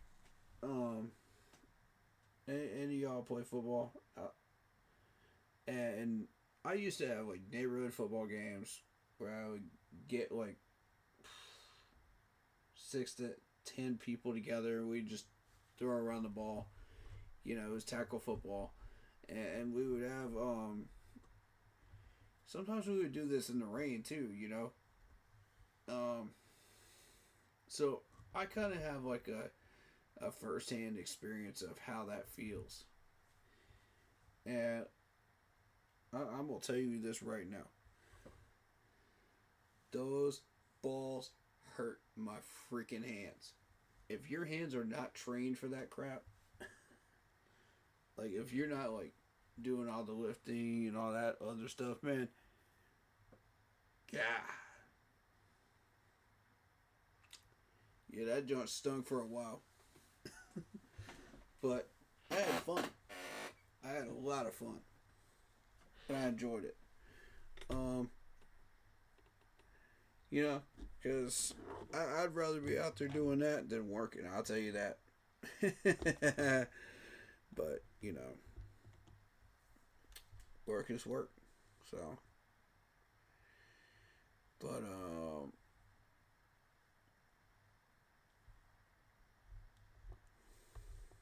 and one of the other things that I think should be focused on is the fumbling issue. You know, fumbling drills when you get rain and bad weather, because you have to be prepared for all kinds of scenarios. I want a lot of these drills to focus on like trying to punch the ball out for running backs, you know, trying to knock the ball down for defenders. You know, let's get that ball in motion, you know, when we get bad weather, so that like it gets tougher to make these plays and pushes these guys to do a little bit more, you know. I think that was very helpful for us last year. Because did the weather help us or hurt us last year? You know, when it came to turnovers and stuff. That's what I was trying to get to. You know. Because if it helped us, then that drill should be... those types of drills should definitely be used in the rain. Again. And doing that without hands, the gloves now, that's another way that we can kind of train up in that same way. So I like that this is kind of the next level of the fumbling drills, you know. Except for this time, it's with wide receivers, you know, and quarterbacks. And not only that, have you guys ever tried to kick a football in the rain? It is a straight brick, dude. You are kicking a brick. That crap will hurt your feet if you're not properly trained enough to be able to handle that. That junk freaking hurts, dude. I've tried to do that, and it sucks. But, you know. It's a lot of fun, though. A lot of fun doing stuff like that in the rain and just enjoying yourself and just being around people, you know, that are fun to be around. So, best friends and people like that, you know. And for these guys, there's a lot of camaraderie, you know, with the players and building team chemistry and whatnot and continuing that chemistry. So I like that. I like that a lot. That's good news. That's productive and good news. And for the Spanish people, we've added a first ever Spanish TV broadcast, which is cool. So wherever people are from that they mainly understand Spanish or speak Spanish, there you go. Keeping it multicultural. You know, we've had a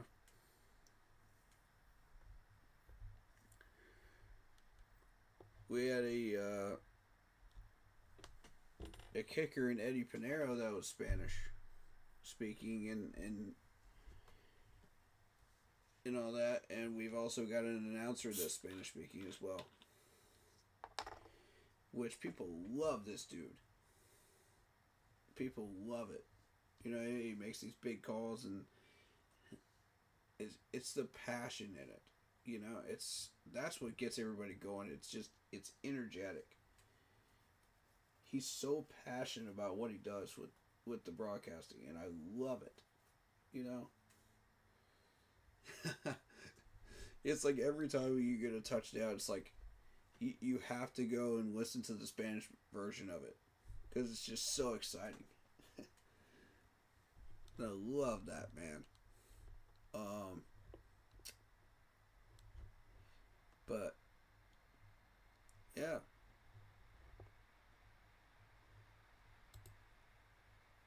Training camp observations. We got Darren. Let's see what we got here.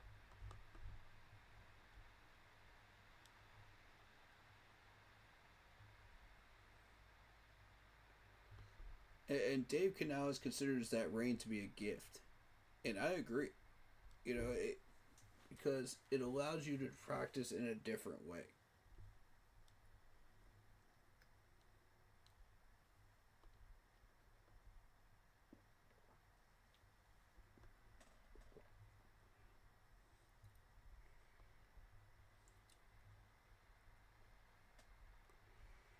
Okay. Laying out the rules of engagement for joint practice.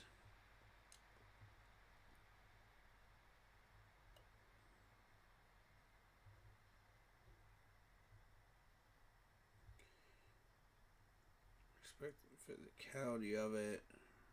High intensity nature of it.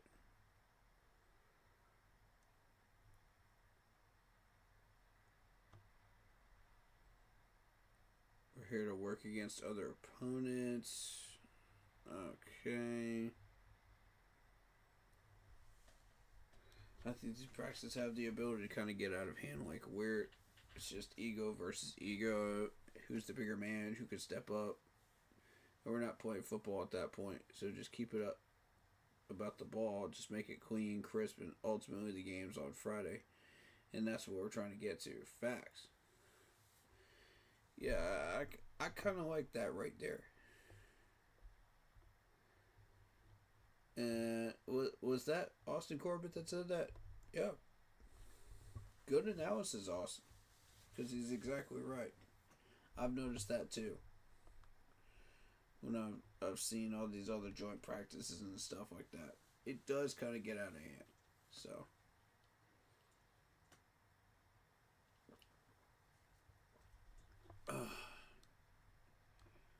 He said Brown's habit of going 100 miles per hour at all times was also a factor in the injury. Yeah.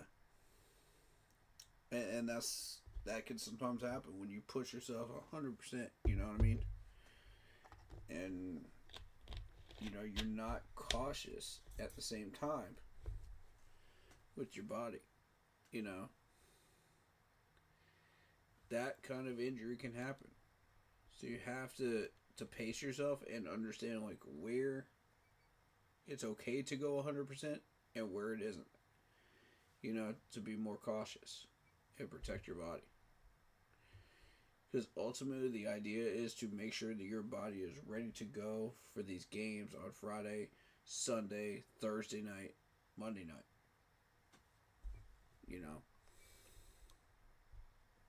Or whenever they are.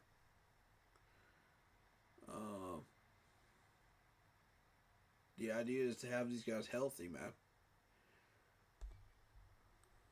Defensive leader stepping up Alshon Robinson. There you go. There you go. Hearing a lot about Alshon Robinson lately.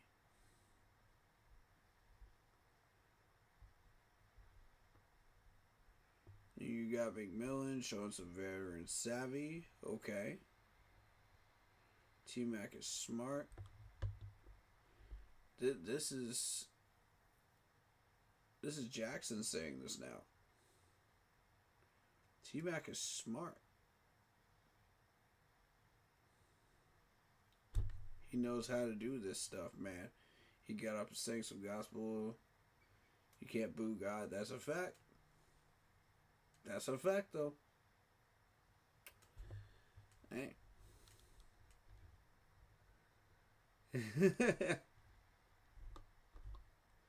Hey, so DJ Johnson returned to practice after missing a few days with a hip injury.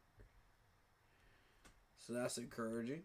And you do start to see kind of these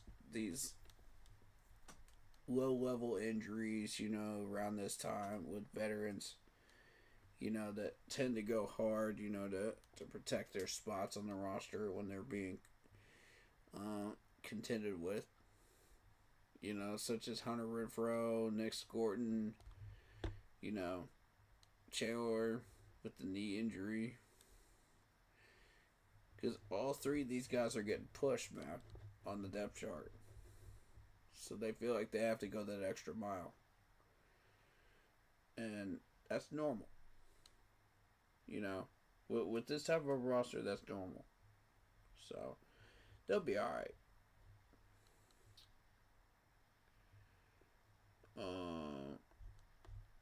Because this coaching staff knows how to protect these players and make sure that their injuries don't get worse. So you guys have all with the knee injury. That's a little bit of a concern to me. I'm kind of keeping an eye on that. But beyond that, hamstring injuries happen during training camp all the time. So that's a normal. I'm not even concerned with that.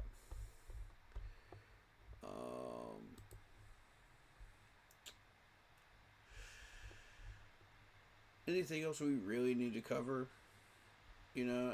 Before we get to pressers? Because I want to catch up on pressers. And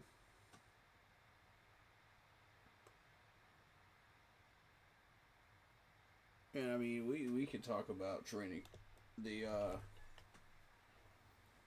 Fanfest if you guys want. Yeah, let's do that. Let's talk about Fanfest. Let's talk about Fanfest, y'all.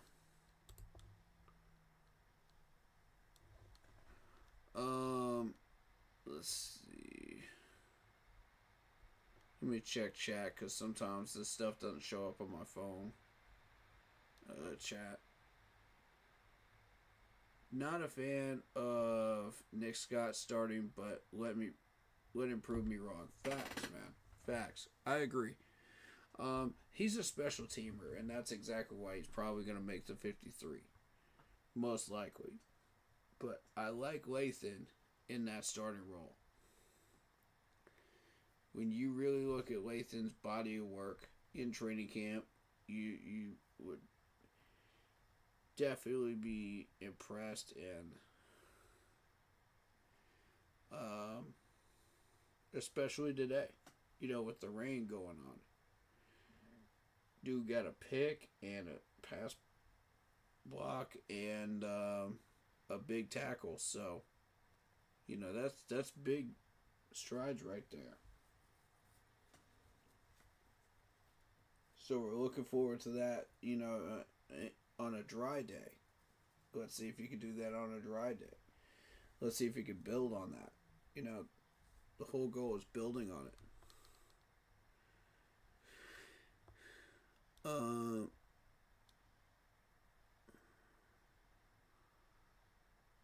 Him and Bryce Young connection would be lethal. Yeah. Him and McMillan. I agree. I hope Hunter makes the team. He will.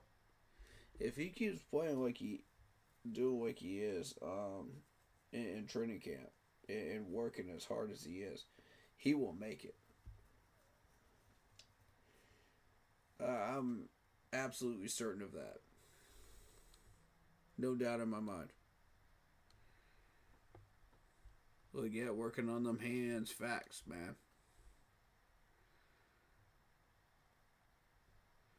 Thought it was cool seeing the teammates bond outside of football. Team chemistry is building like crazy. Facts, man. And the more it builds, the better it gets, man. Alright, so I don't know how many of y'all caught the live streams from when I was coming back from Charlotte. But let's kind of go through a little bit of this from Fanfest and talk about it. First of all, Andy had a rough start, but quickly recovered. And You remember me saying Andy Dalton was one of the problems that we've had because he keeps overthrowing the ball during training camp every year. But this dude threw some absolute darts during Fanfest. I was impressed. It kind of took me off guard because I was not expecting him to throw those types of passes that accurately. There was a great throw by Bryce to T-Mac down the field on the second drive. I got to see that. I missed the first drive because we were trying to find our seats. But I saw the second one. And on from there. But apparently I didn't miss too much. There was a couple of good passes during that drive. Supposedly. But it was mostly them running Chuba up the middle. From what I could tell.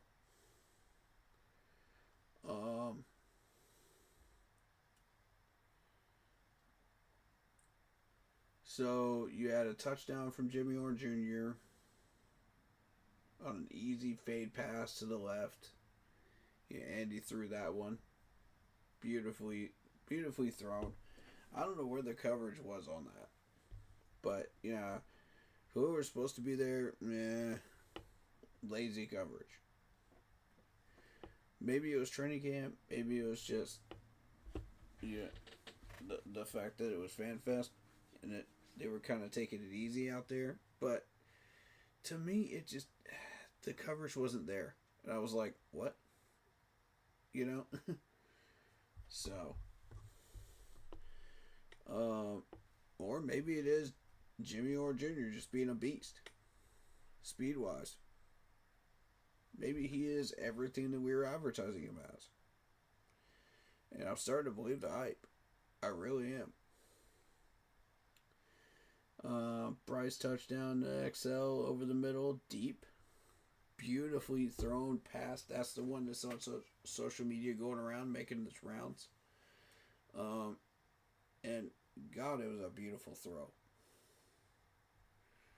And the offensive line gave him plenty of time to protect. And give him a chance to throw that. So, on the following drive, you got Blackshear executing an excellent cut back to the left. And Blackshear is not known for being able to cut. So, credit to the running backs coach because he's teaching him kind of how to expand his toolbox a little bit. So, I was real happy with that. My main issue with Blackshear as a running back was he was not hitting the gaps hard enough, to get those extra yards after hitting the gap. So he would get stood up at the line several times during a preseason game or during a training camp set of drills, and one might be able to make an excuse for him. Oh, okay, the offensive line wasn't strong enough to open up those gaps for him. But I say baloney, in the past 2 years because we've had Dave Canales in here improving the offensive line. And most of these guys were run blockers anyway under Frank. Before we even let go of them. So my thing is that's all Blackshear, and he's just not hitting the gaps hard enough, to make that impact and get those extra yards. So when he started working on those run cuts, that's when I was like, that's something new that I've never seen him do. He was run cutting, but I've never seen him run cut like that. You know what I'm saying? That's his improvement this offseason. And I'm impressed with it. And the offensive line looked good, too.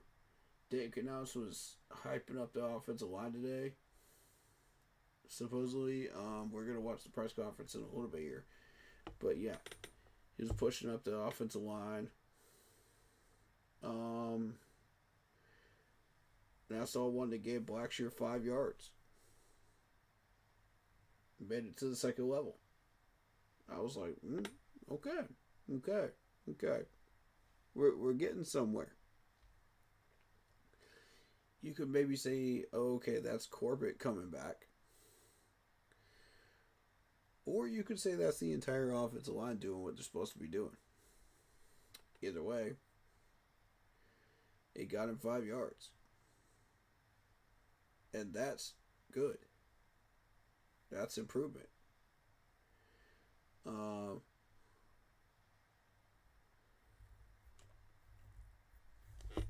Let me look up this number real quick. It's number 36, is it?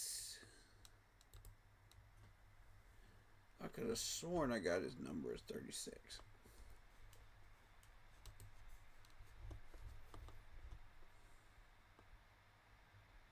Yeah, Damani Richardson. Damani, you got burnt twice, bro. On the same fade pass for big yards. So I need you to keep an eye on that, buddy. And not get burned anymore during an actual game, alright? You know, I'm counting on you on that one. But yeah, Andy overthrows a pass deep in the end zone, tight coverage. I'm not sure who that was to. And then you got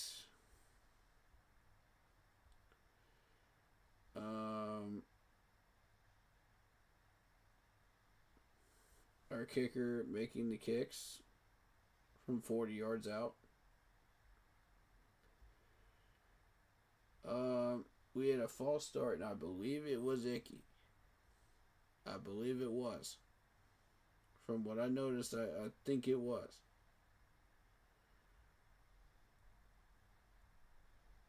But he got flagged for that. There was a good pass to Lynch Adams. Getting his rep in there. Jack Plumber comes in. Takes care of business. Handing the ball off and just clean handoffs. Look good. And I'm not going to make a big deal out of this next part, but we had Lathan actually throw a fake punt,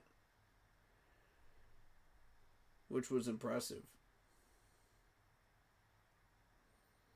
I'm not going to say anything more about it because I'm trying to downplay it right now. Because once you get that on tape, that's it. During regular season play. Once an opponent sees that, you're cooked. You know, you can't use it again. So you got to be careful. But it's nice to know that we got that in our back pocket as kind of an ace in the hole.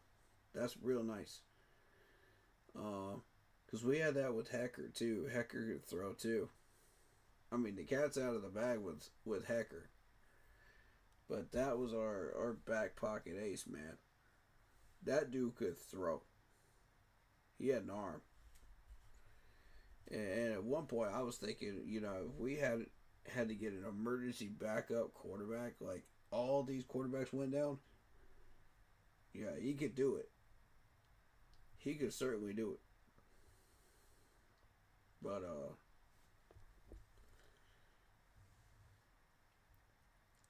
moving on to the next drive.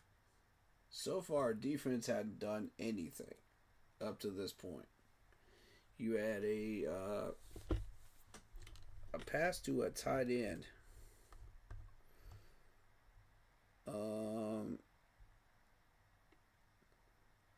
No. It was Kobe Hudson. Because I had that down as 86. Maybe I'm wrong about that. But I think it was Kobe. to drop that.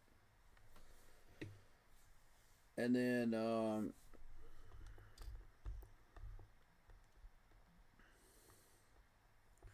you had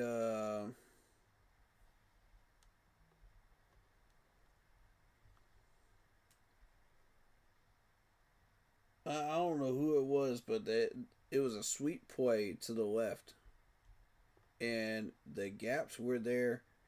He was just finding a lot of green to work with. It worked his way up the field, which was amazing. I think it was I don't want to say who it was, but it was a very nice, sweet play. To the point where I was just like, oh, okay, we got something here, you know, with this dude. There was some good speed on that run. You know what I'm saying? And sometimes they'll put a wide receiver in that spot and make them do that. That play. Just to see what they've got in that wide receiver. For a particular package. I don't know who it was, to be honest.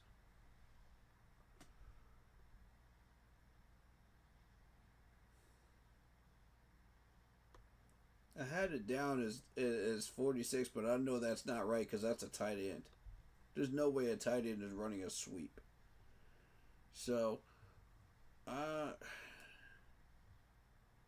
you know what? I don't know who it was. I'm just going to say I don't know who it was. But I liked what I saw. And then last drive of that first half of that Fanfest, you saw Bryce throw a real nice pass over the middle to Sanders, which I was real happy to get a chance to see Sanders make a play there. He was kind of quiet for most of that first half of that Fanfest drills. And then really good pressure on Bryce by Princely. And it forced Bryce to throw that ball away.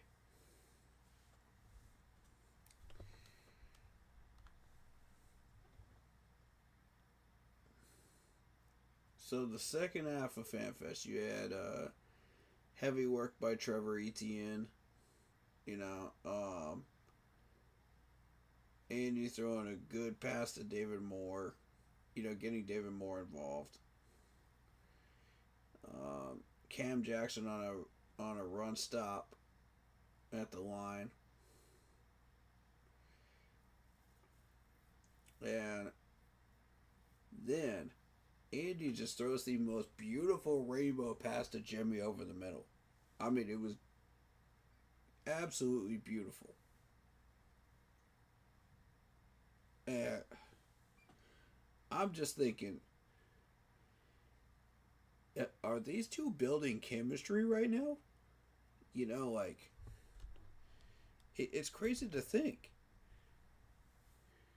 But how many wide receivers have you seen Andy like really build chemistry with in training camp and preseason? It's really wild.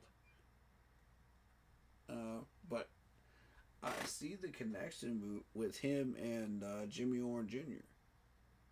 and Bryce and Jimmy Orr Jr., which really makes me happy. Because if he can make that kind of connection with all three of these quarterbacks, and he did later on with Jack Plummer too, you know, you're thinking, we got something special here. This guy better make the roster. You know? Like, he is seriously turning some hits. The hype is real on Jimmy. You know, and the more I watched him, the more I bought in. You know? I like this dude. Can we get a presser with Jimmy Horn Jr.? Because I want to learn who this dude is. I want to learn his personality. I want the full package on this dude. I want to know who he is. I'm going to see if I can find a presser. If there isn't one yet, I am requesting one. Let me see what this dude is about.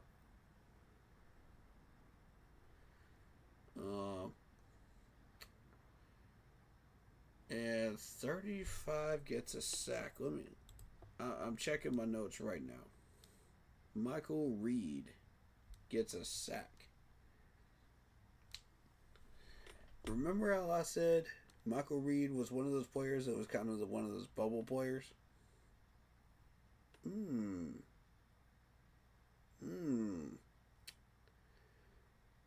man, 6'2", 200 pounds, rookie from South Dakota got a sack.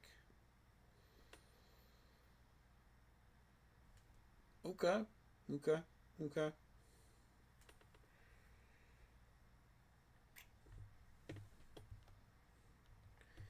That's what I'm talking about, man. Catch people's attention.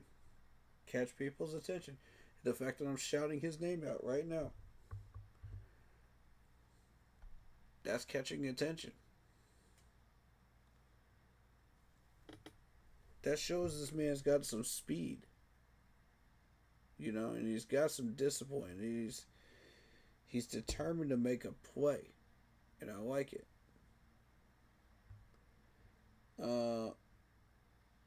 Next drive, you got Bryce Young rolling out with no targets.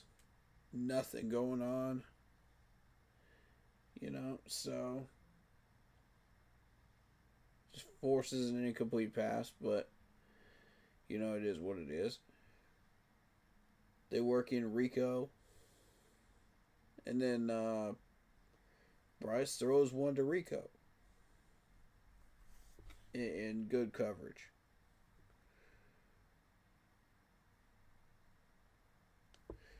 Then they try the sweep play again.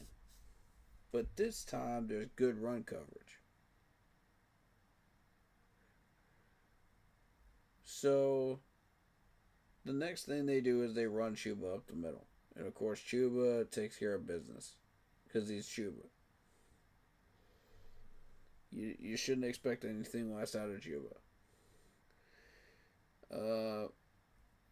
And then Mike Jack on a deep pass had some excellent coverage to finish out that drive. So now you're starting to see this defense start to wake up a little bit and start to make a few plays.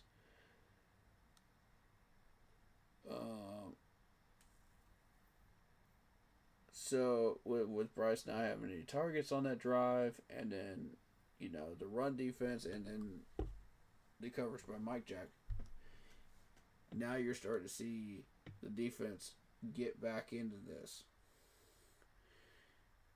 and you could hear me from the top of the stands, maybe you couldn't, you know, before the second half started of that Fanfest. I said, defense, wake up.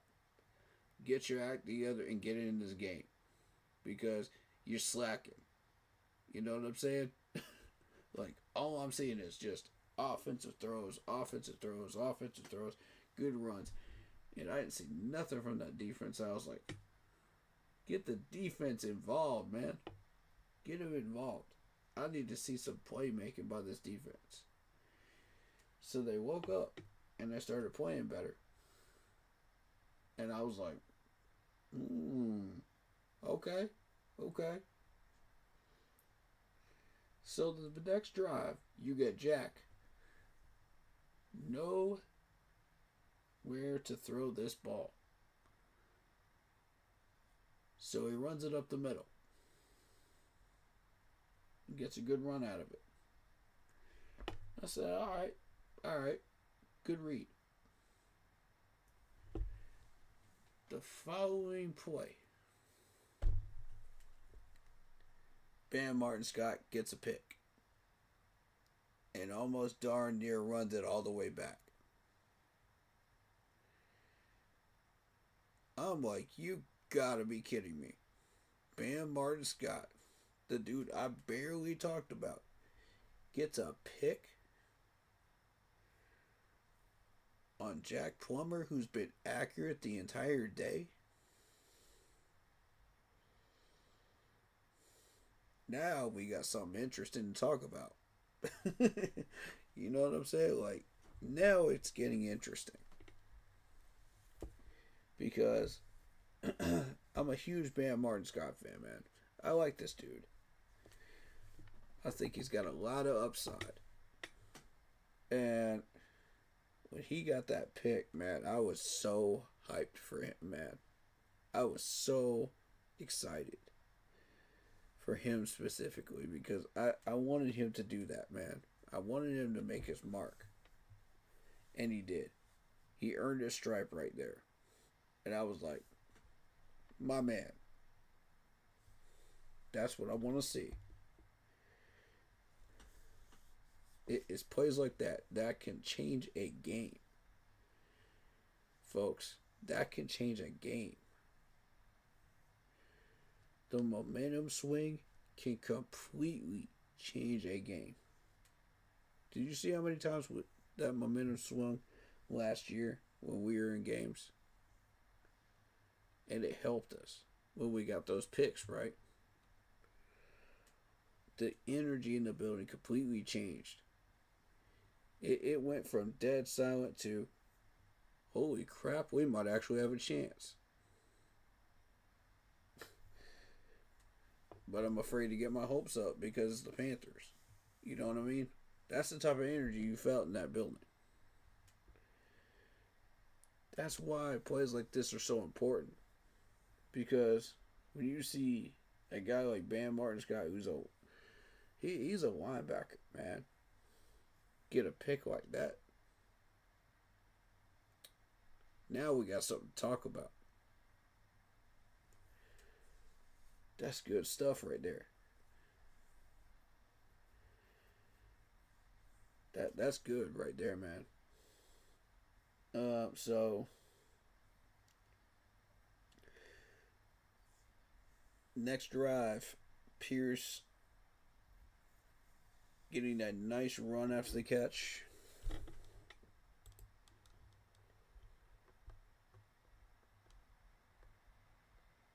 And you know,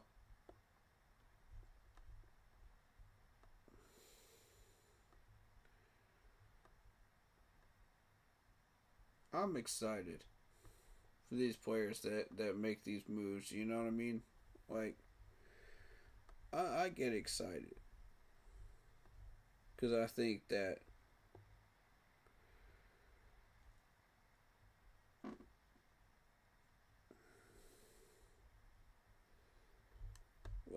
we don't got a guy named Pierce. What?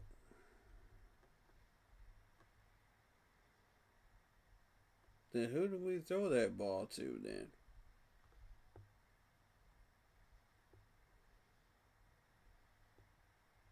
Hold up.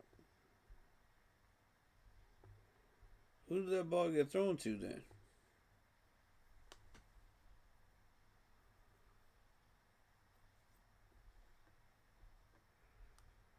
Because I swear to God I heard it through the loudspeakers. I thought I heard Pierce. I don't know. Maybe I didn't.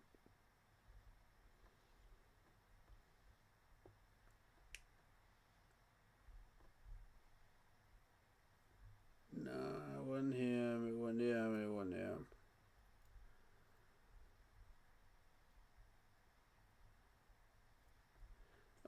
Also, I'd like to see them try to get Trevor Etienne out on some swing passes.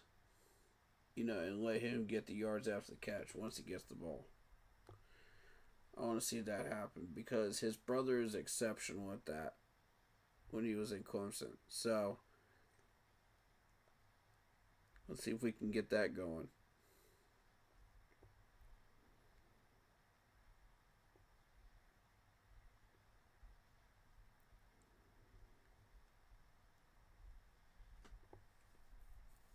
I'm going to be real with you. I don't know who it was.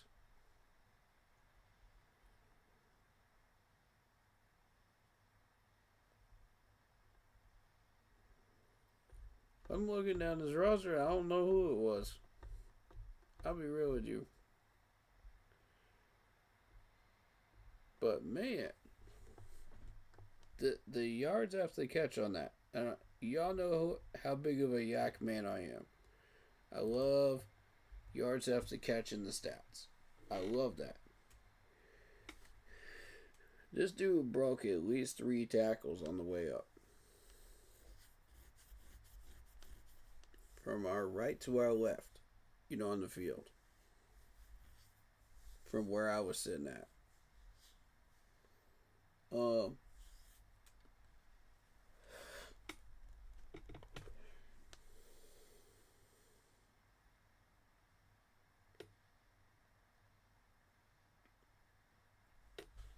So then,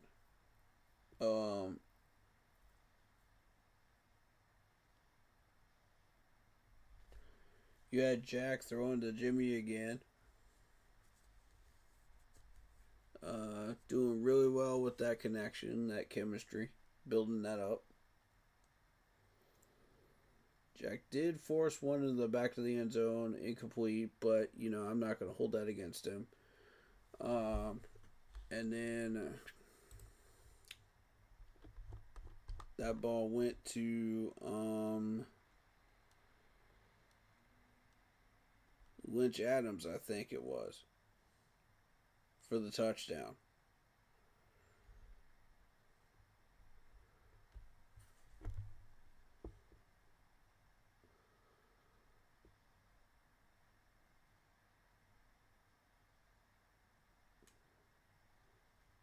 No.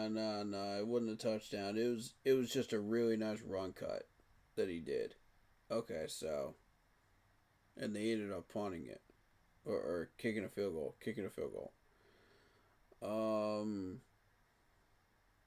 Which of course Fitzgerald did make.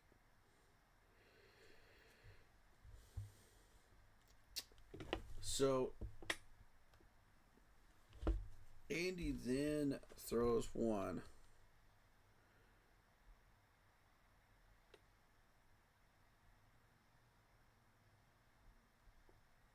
to, I believe, Trevor Etienne. I couldn't get the number, but I believe it was Trevor Etienne. Yeah, because he was the only 20 number out there that could catch a ball. So it had to be him. They gave Rico the ball, and then Indy then goes back to his old self and overthrows the ball again.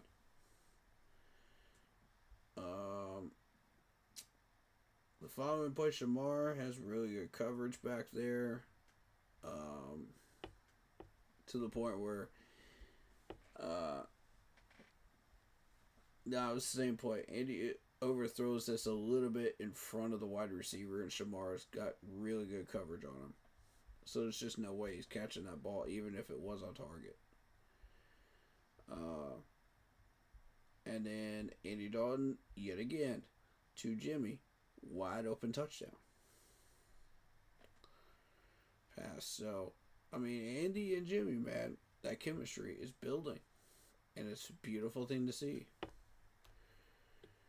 You got 2 drives left of Fanfest. Bryce throws a beautiful rainbow to McMillan. Good coverage on the play. Yeah, and then Bryce scrambles around for about 5 minutes, keeping the play alive, and throws a beautiful touchdown pass to a tight end that was standing in the middle of the end zone. And I was just thinking about all the people that were complaining about the fact that, Bryce is holding on to the ball too long. That's excuse number 1. Excuse number 2 is, these wide receivers aren't getting open. Excuse number 3, the offensive line ain't blocking properly. They were. Excuse number 4, Bryce can't find anybody, because he can't see over the offensive line. Excuse number 5,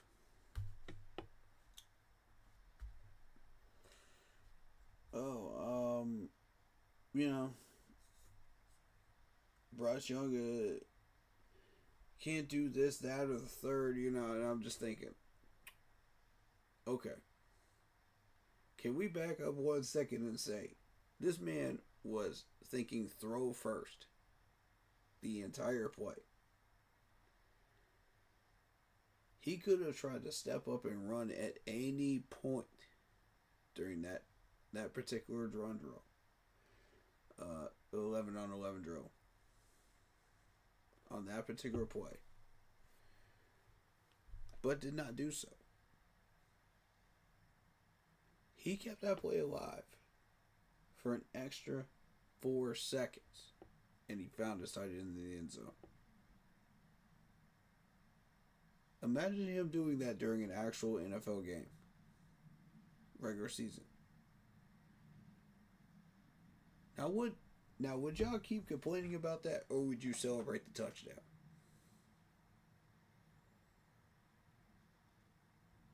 Now you can't have both. You can't have both. This ain't Burger King. You can't have both, bro. You can't have it both ways.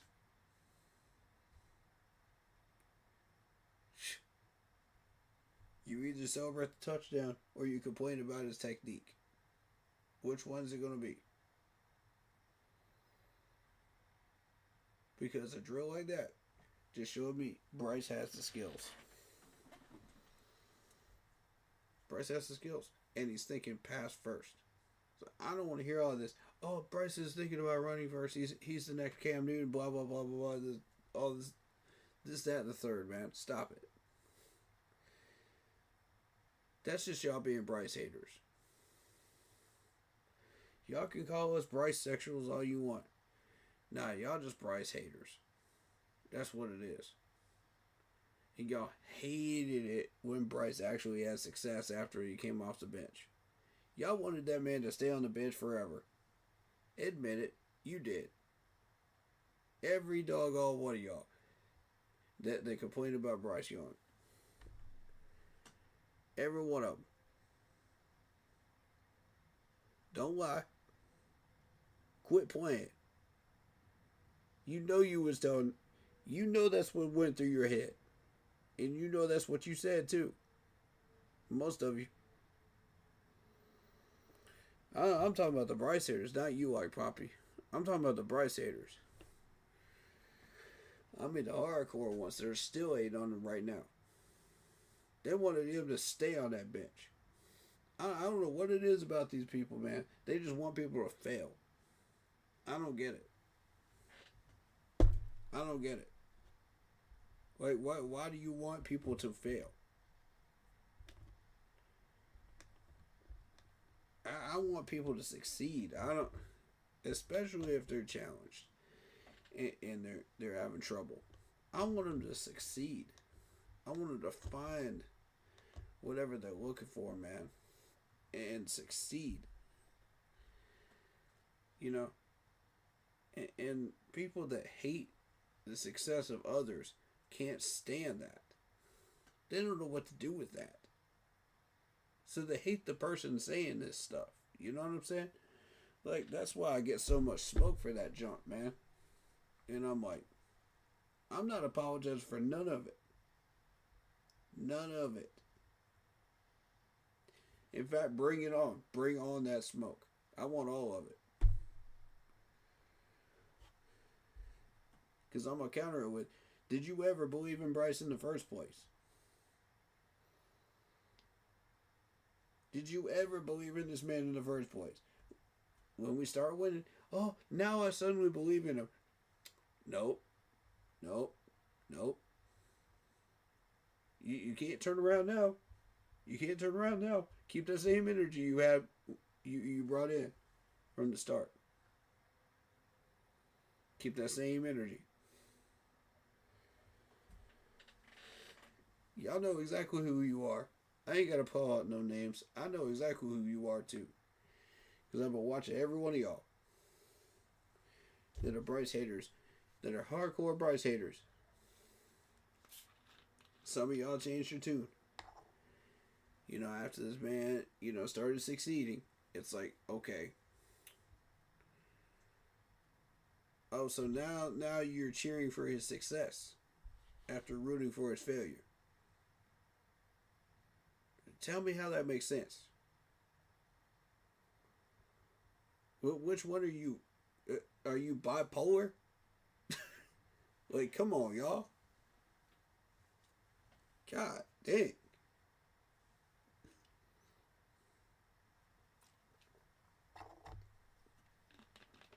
I ain't trying to be that guy, but come on, man. Somebody got to call y'all out for that garbage. Somebody's got to. Oh, he can't throw a deep pass. Oh, he can't throw it off of it. Over the offensive line, and he can't see over the offensive line. Y'all just mad. Y'all just mad because he's succeeding right now. Stay mad. Bryce haters, stay mad. That's all I'm going to say. Stay mad. Because this man ain't going to stop just for you. He ain't going to stop just for you. And y'all know it. Come on, quit playing.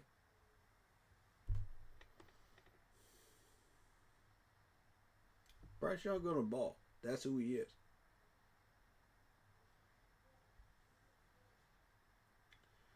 Alright, so that play to me showed me that Bryce is everything that we drafted.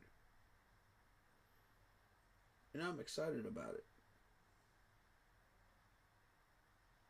I'm excited about it. I'm hyped.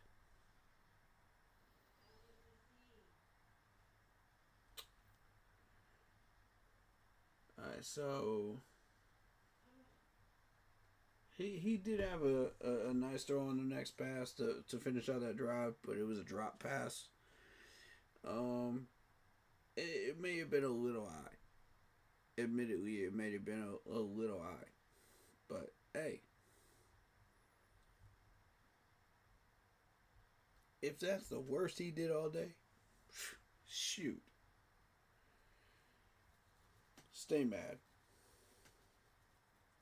That's all I'm saying.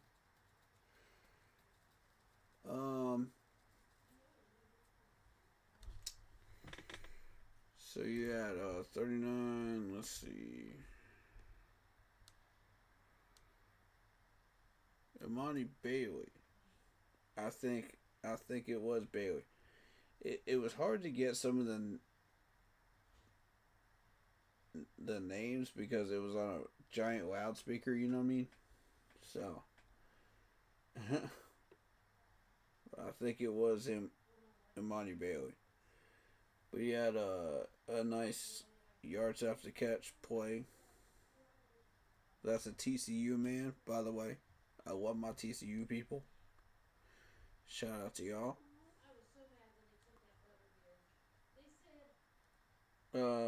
Jack and Jacoby George. To Jacoby George was a great pass to him, man. You know, these guys are starting to ball, man. They're starting to ball. And I'm excited for it. I am. So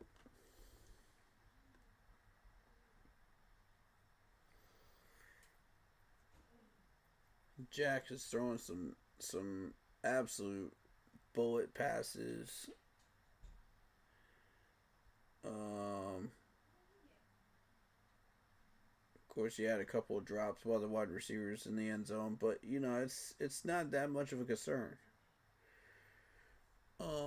86.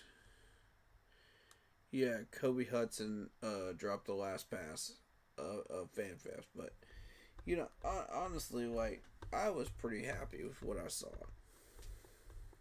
I was very happy. I was very encouraged.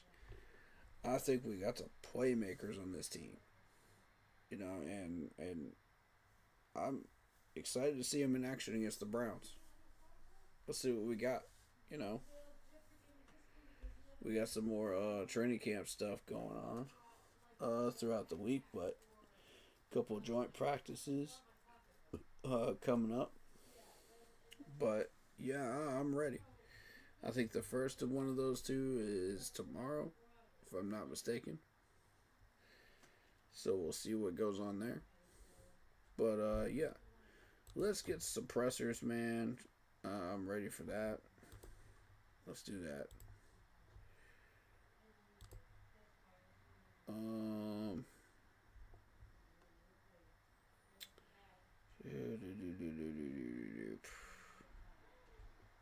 See. There we go.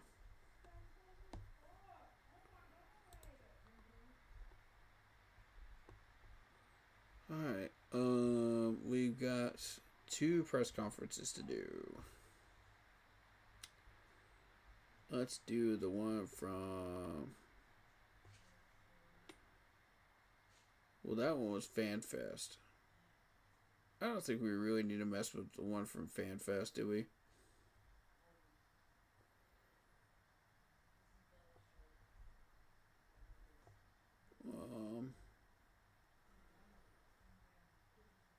Because 3 days ago. Yeah, 3 days ago was Fanfest. So, I'm only really interested in this one. So let's do this one. Unless there was something worthwhile in the other one, I'll look through it off camera and I'll be able to tell you if there is or not. And if there is, we'll cover it tomorrow. Sound good, guys? We'll do that. And also on the Panthers day off, we'll be covering the Superman documentary about the 2015 Panthers. So we'll do a separate stream on that. So we make sure that we cover that fully and have an open discussion about that. And I don't want to do that limited time, that I've got during the day. So let's do this. With just some of the storms that have been rolling through, so I think the passing was a little sloppy. There were kind of some what would normally be like some obvious catches for guys that went through hands on both sides. Really, some interceptions that we kind of missed opportunities. But the challenge to so we had some dropped interceptions. Huh. Okay.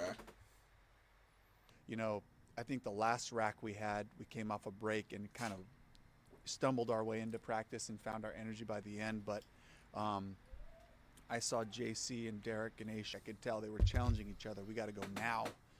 Did move the ball.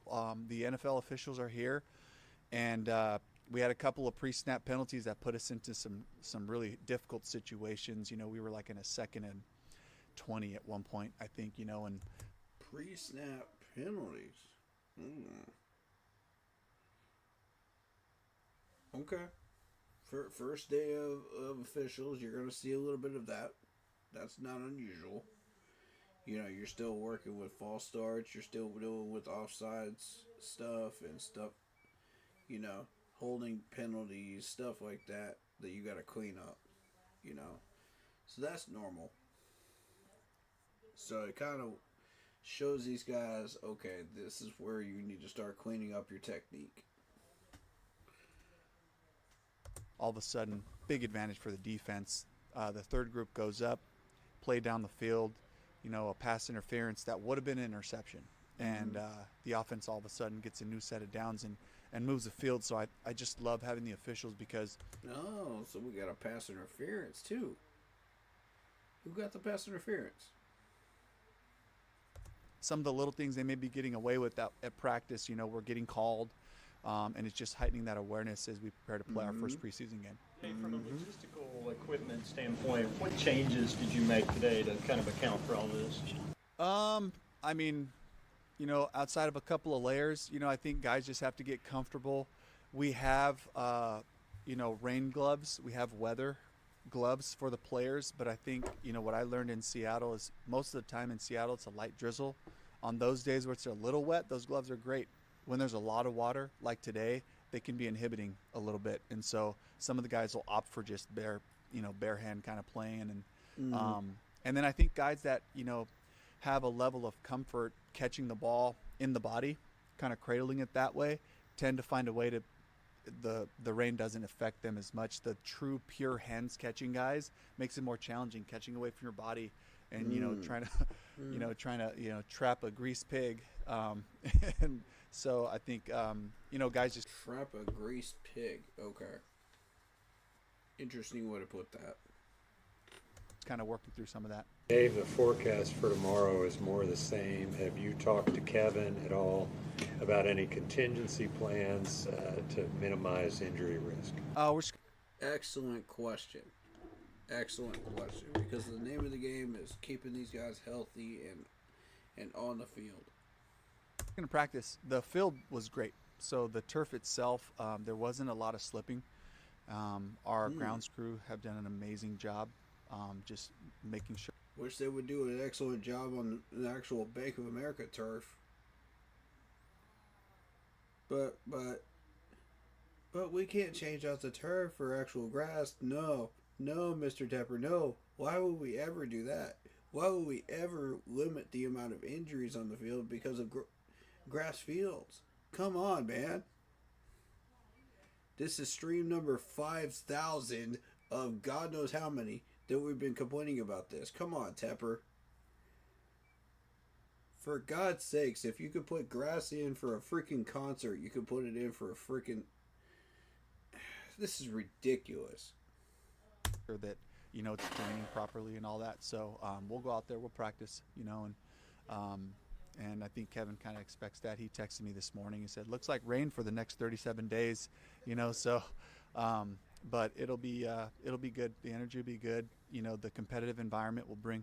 They won't even be thinking about the water. I promise you. It'll be about this opportunity to go against other pros. So we're excited about that. Padded? Will it be padded? And I'm not gonna stop complaining about that until you actually do it, Mr. Tepper. As long as you're the owner of this team, you have an obligation to keep your players safe. You are paying these players to stay on the field and produce. If you don't have them on the field and healthy, how are they going to produce and make money for you?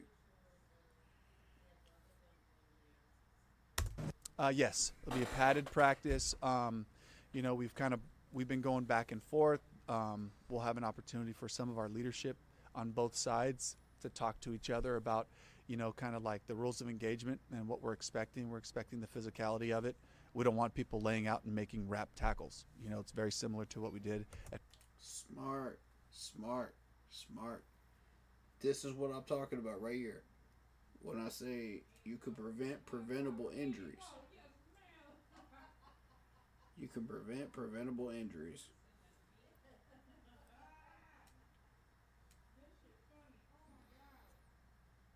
There are some that you cannot. This is one way to do it. Fanfest, and so Kevin and I are on the same page that way, but we definitely want to get the physical, high intensity nature out of it. When leadership will talk to each other, does that... Who is Kevin? Kevin's one of our coaches. Who is Kevin? Talk to me. Who is Kevin? Let me find out.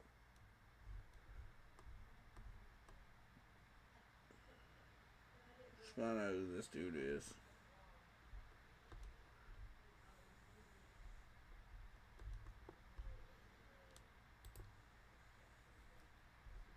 Let's see.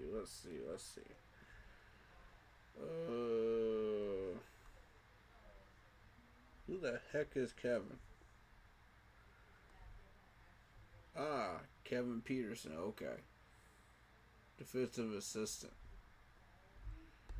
I see. All right.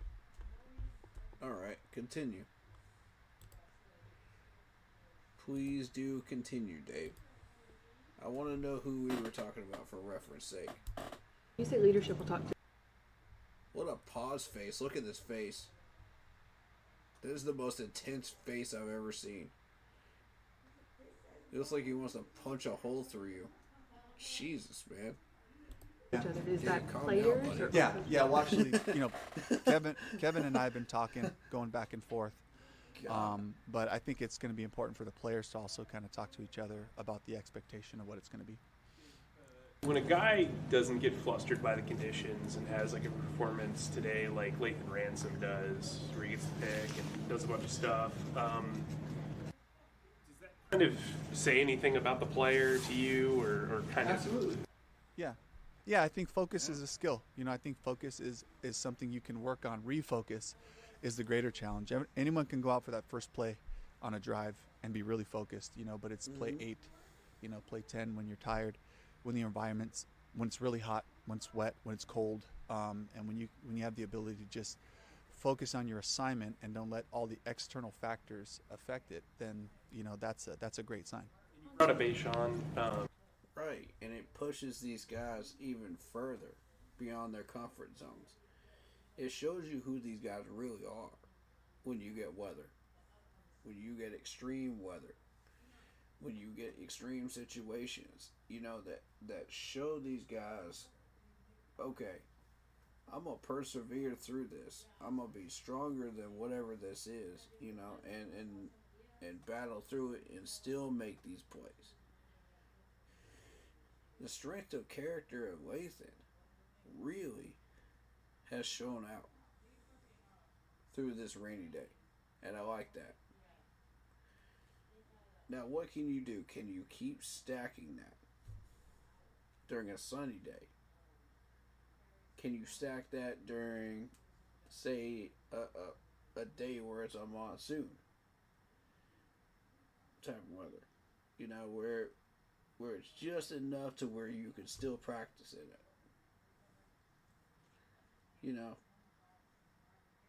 What type of weather are we talking here, man? Can you still continue to do that through all that? And Lathan just proved he can. So, you got all these defensive players, with their gloves off and everything, and they can't make plays. Lathan's out here just like, man, let me make the most of this opportunity. Watch this.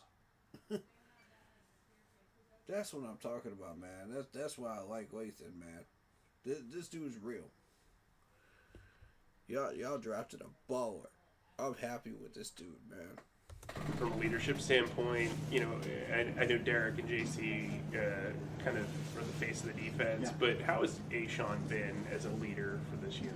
Well, I would say of those three, Ashawn is the most vocal leader that I think we have on the defensive side. So he's typically spot on. He just kind of just takes the temperature of the group, and he'll come to me and say, Coach, I think we need to talk about this, or he'll say, hey, do you mind if I say something, So just a guy who's just aware of his teammates, aware of the state of the group, and he's played on some really good defenses, and so I think he knows what it feels like and what it takes to play really good defensive football, and when it doesn't feel like that, his senses kind of go up, and he's the one that will address the group more often than most guys. Hunter Renfro is still sidelined. Do you have an injury update? Do you expect him to be back tomorrow? He's doing great. He's in return to play right now with our training department. He's running. He's cutting. I think it's just the load of practice that we're just trying to be smart on and making sure that we get him completely healthy so we can really see him in these games. And I feel really strongly that he's there, but I think it's more of a capacity thing. We just don't want to take him through a full day's work, throw him into team settings, and just forget about the fact that we had something come up. So, but he's doing great right now. So does that mean, like, with all the players that are going 100%, like Derek Brown, do we need to maybe chop that back a little bit for these guys so that we don't get hamstring injuries and stuff like that, oblique injuries? Or do we need to keep going full force and just let things play out as it is? That's my question. Like, I don't. The name of the game is keeping these players on the field and available, for game day. You know, but at the same time, we do need to go hard in training camp practices and push ourselves. So, I don't know where it's a very, very, very thin line. You know, where do you draw that line? What do you guys think? Let me know in chat. To play Saturday, or you still haven't made that decision? We have not made the decision. I think we need to get through the. We need to have this practice tomorrow so that we can kind of regroup and see where our group is at on both sides to anticipate who's playing and how much. What about Nick Scorton? Nick is pretty much in the same boat. Both guys turned around in about 2 or 3 days, but I think anytime you have a soft tissue injury, we're just really apprehensive to just throw them back out there without 5 to 7 days, you know, of strengthening and really trying to get some of that high intensity exposure outside of a competitive environment, because you can control it. They can be thinking about it. When you go out there and you're just playing ball, you know, and all of a sudden you just forget about whatever's happening. And so kind of in the same boat. And you asked, doing things the right way, you know, and that's the thing, is like making sure that these guys are back healthy again before they hit the field.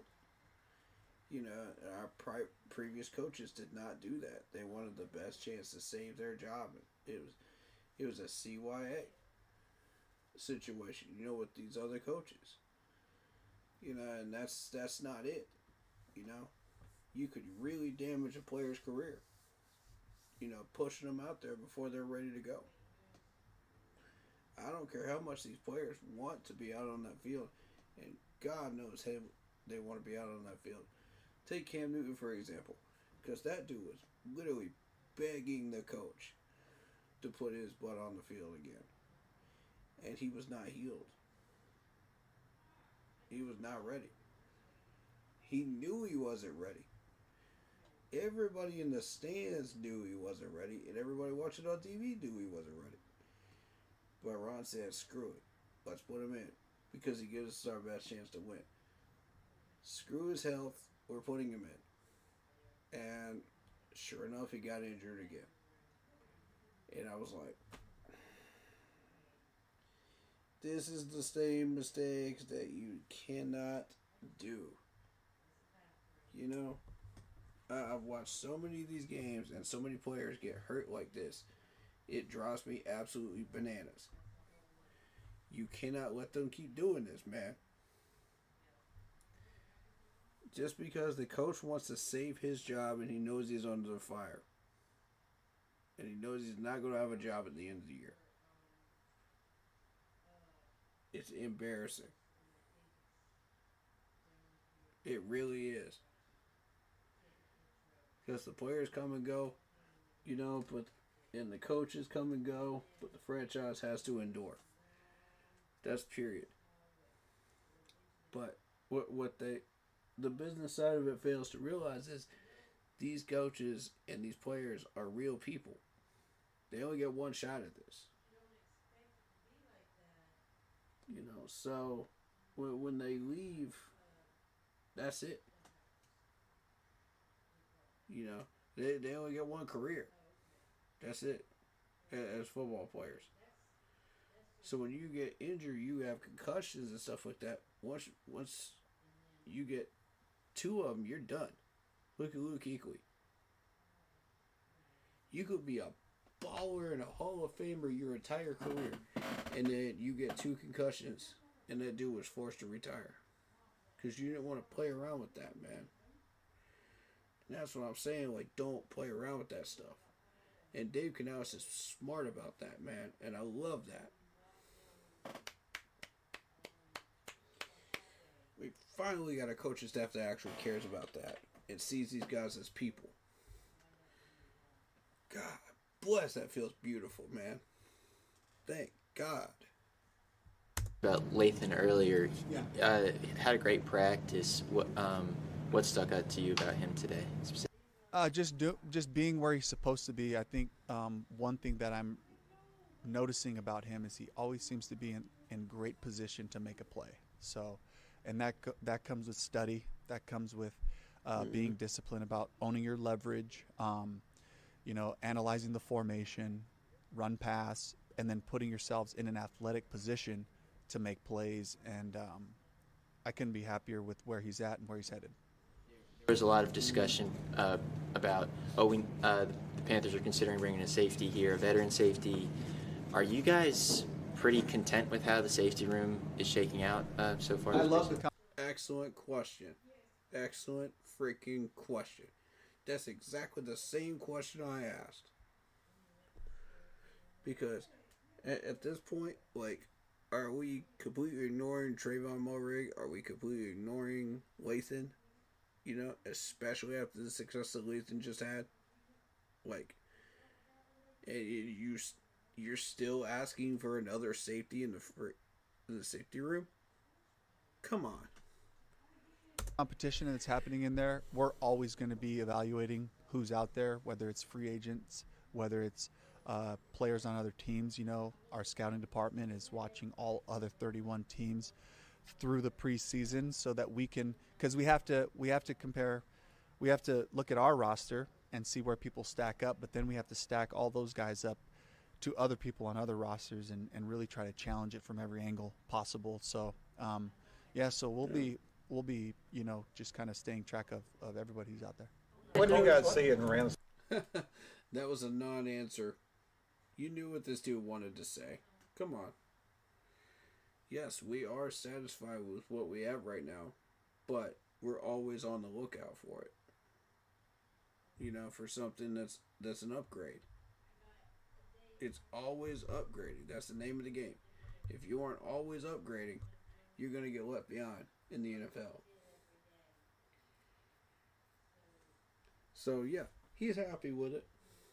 He's happy with it. He just didn't want to say that. But he's happy with it. When you brought him in, I mean, he seems to make a play in the last two, especially practices, a couple picks. Like coming in, the reason we drafted him is his play style. The fact that he's a leader on a national championship team,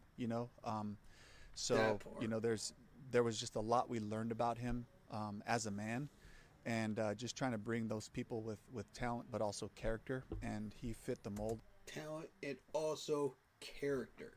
Plus, he's got a championship energy to him. He's got that championship energy. Man, we got a steal, y'all. We got a steal in Lathan.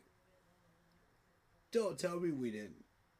Come on, man. This dude's a baller.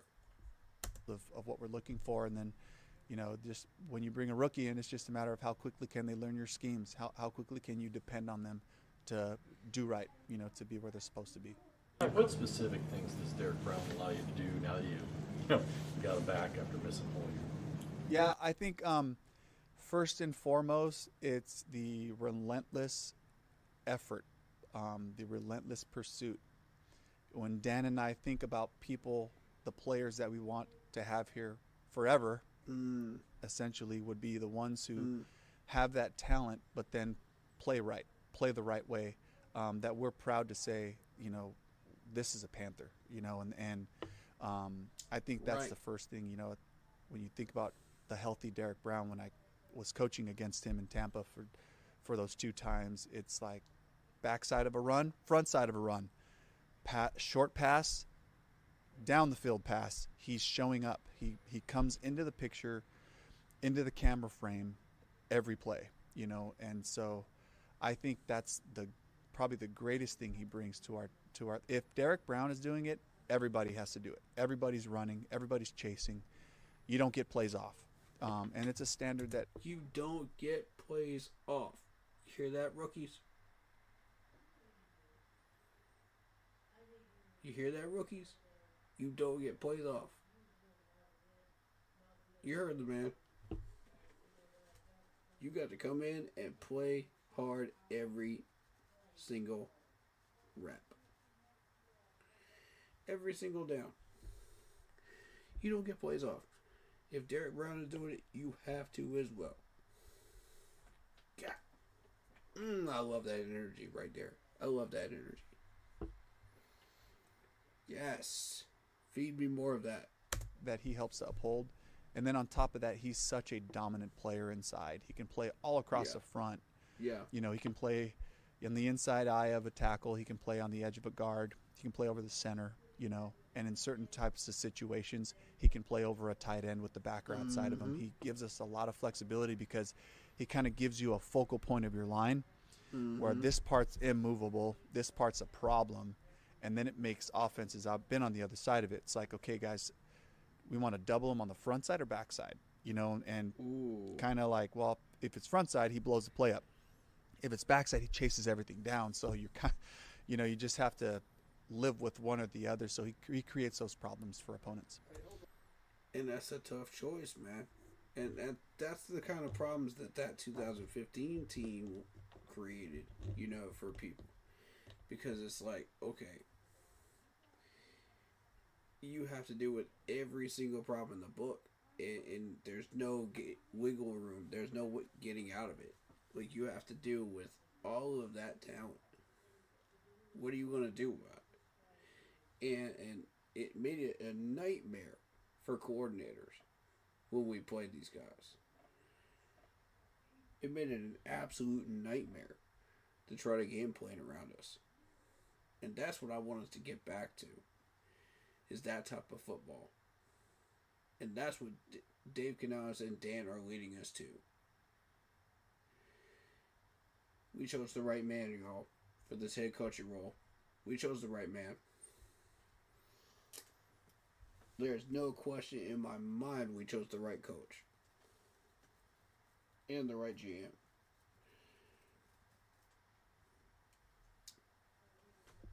Now, what are we going to do with all this talent? That's the next question.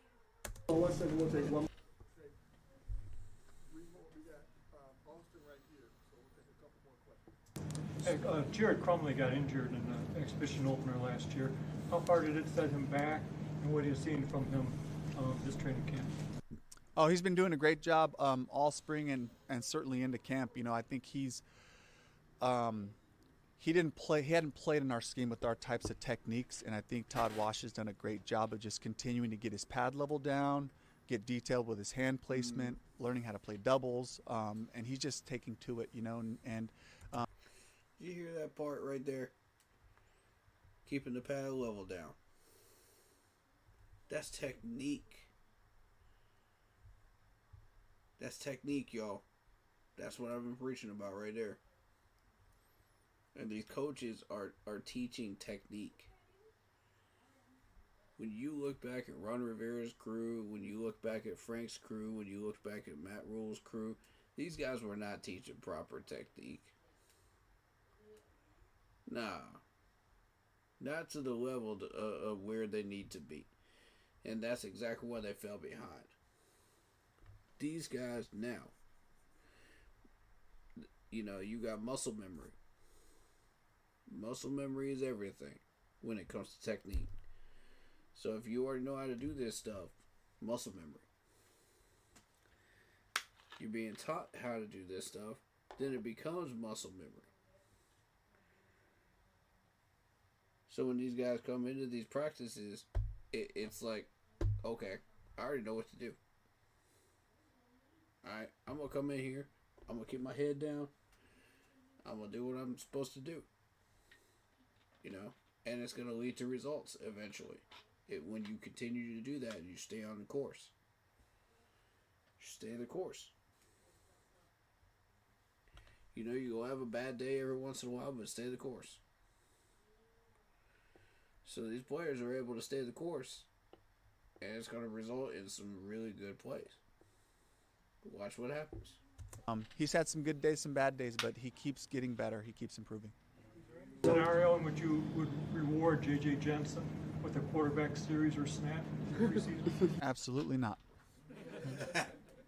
Will you rest any veterans tomorrow? Good question. I got to look at the kind of the oscillation. We tried to limit guys' reps today so they could be out there tomorrow. I wouldn't anticipate Derek Brown going tomorrow. Just he practiced today some, but he's kind of working through, you know, that rib deal. So I don't know about getting him out there when he's going to start throwing people around and really torquing that. Yeah, it's just kind of a like bruised whatever. So we rested some veterans today in order to make sure that they're out there for that last practice on Thursday. Okay. But his knee feels great. That's the best part of it. But I think just being smart about that, and then we'll regroup and see how we came out of today's practice. But this is a great opportunity. These joint practices are really valuable. All right, thank you, Coach. Thank you. Thank you. Thank you.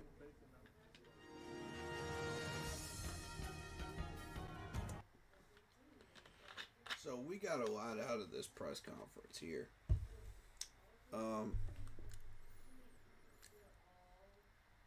We got Austin Corbett. I'm not really interested in hearing stuff about the offensive line right now. I think the offensive line is fine.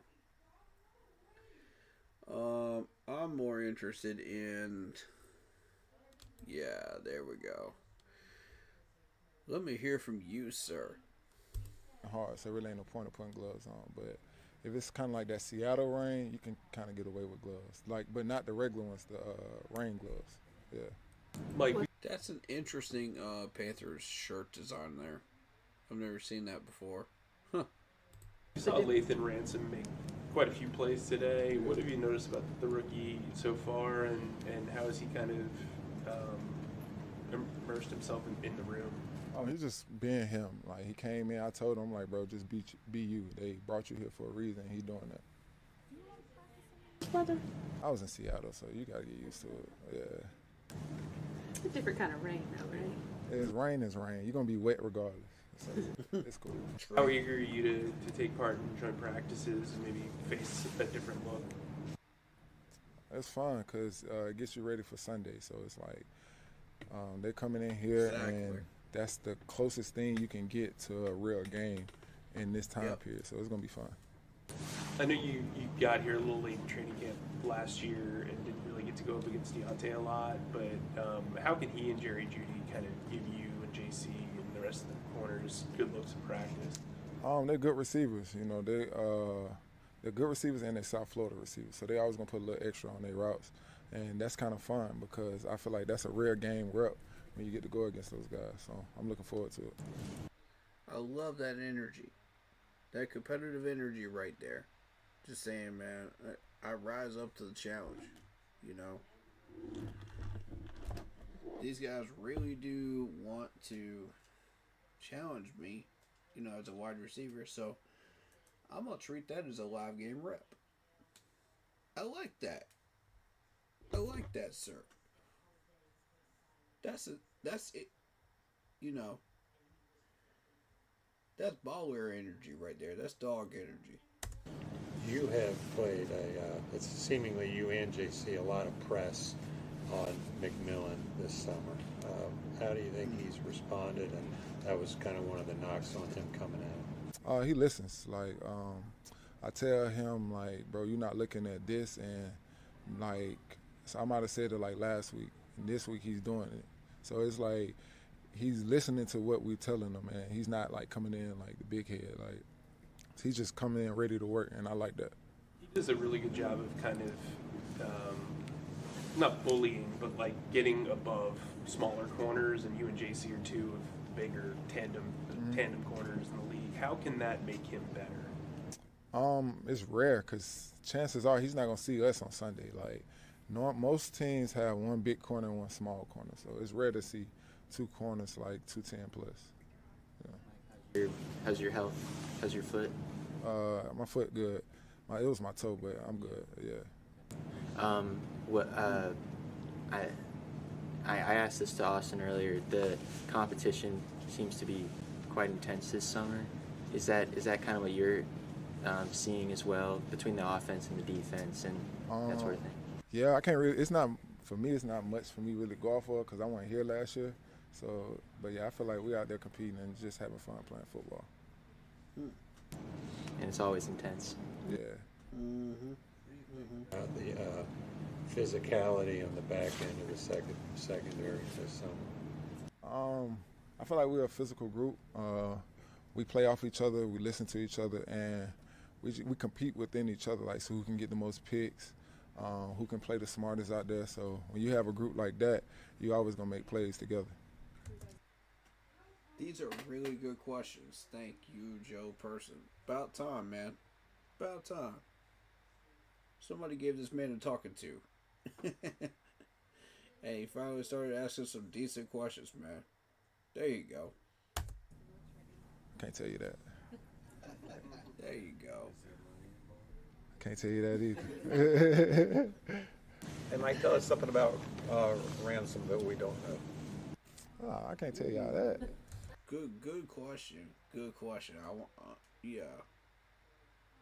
Everybody seems to know what they think they know about Ransom, but let's see. You know, is there something new? But yeah, no, I'm playing. He let's see what you don't know. He's just a dog, like, but he's smart. Like the if I tell him something out there, he'll listen, and he doesn't always like go strictly by the book. It's kind of like he plays football, so that's rare to find in a rookie. Because normally a rookie be like, "Well, I'm supposed to do this," but it's like they giving us this look, like we can play the play, and he was doing that in OTAs, which that's rare to see. Normally you don't get a rookie start doing that till like middle of the season, so that's kind of cool. Interesting. And I think he's right about that, because I've noticed that too with rookies, for sure. It's kind of like in the Shaw Smith-Wade kind of mold, is that he's really smart and has really good instincts. Yeah. What are you seeing from Shaw kind of in the second year as he kind of gets used to playing nickel long term? He just came in like balling. Like I think he had the most picks in OTAs, and then same in training camp. So Shaw just came in and basically just played his role. You know, he comes to work every day. He doesn't try to overdo it, but also like he takes control at the nickel, which I love. The offensive rookies did. It was all right. It was all right. They could have did better. I think we found our backup to Shaw Smith-Wade, man, and our counterpart to Shaw Smith-Wade. Cause Shaw's, he's a beast, man. He's a beast. We got some talent out here, man. Do it as a group, or did they? So it was like it started out a group, then you went individual. It was just like they just got it easy. Like I'm like, bro, y'all gotta go every day. Like give us some entertainment. It's training camp. We ain't got no fans. Like y'all like entertainment. I ain't gonna lie, T-Mac's smart. T-Mac got up and sung gospel. You can't boo God. So that was smart. That was smart. I told him, I'm like, bro, I wish I would have did that. That was smart. Jimmy post something where he was taking guitar lessons from somebody. Probably. Jimmy one of a kind, man. Like Jimmy gonna flip, sing, dance. It don't matter. Like, yeah. Jimmy can do everything. Yeah. Yeah. Cool. Thank you. Yes. Alrighty. What else we got?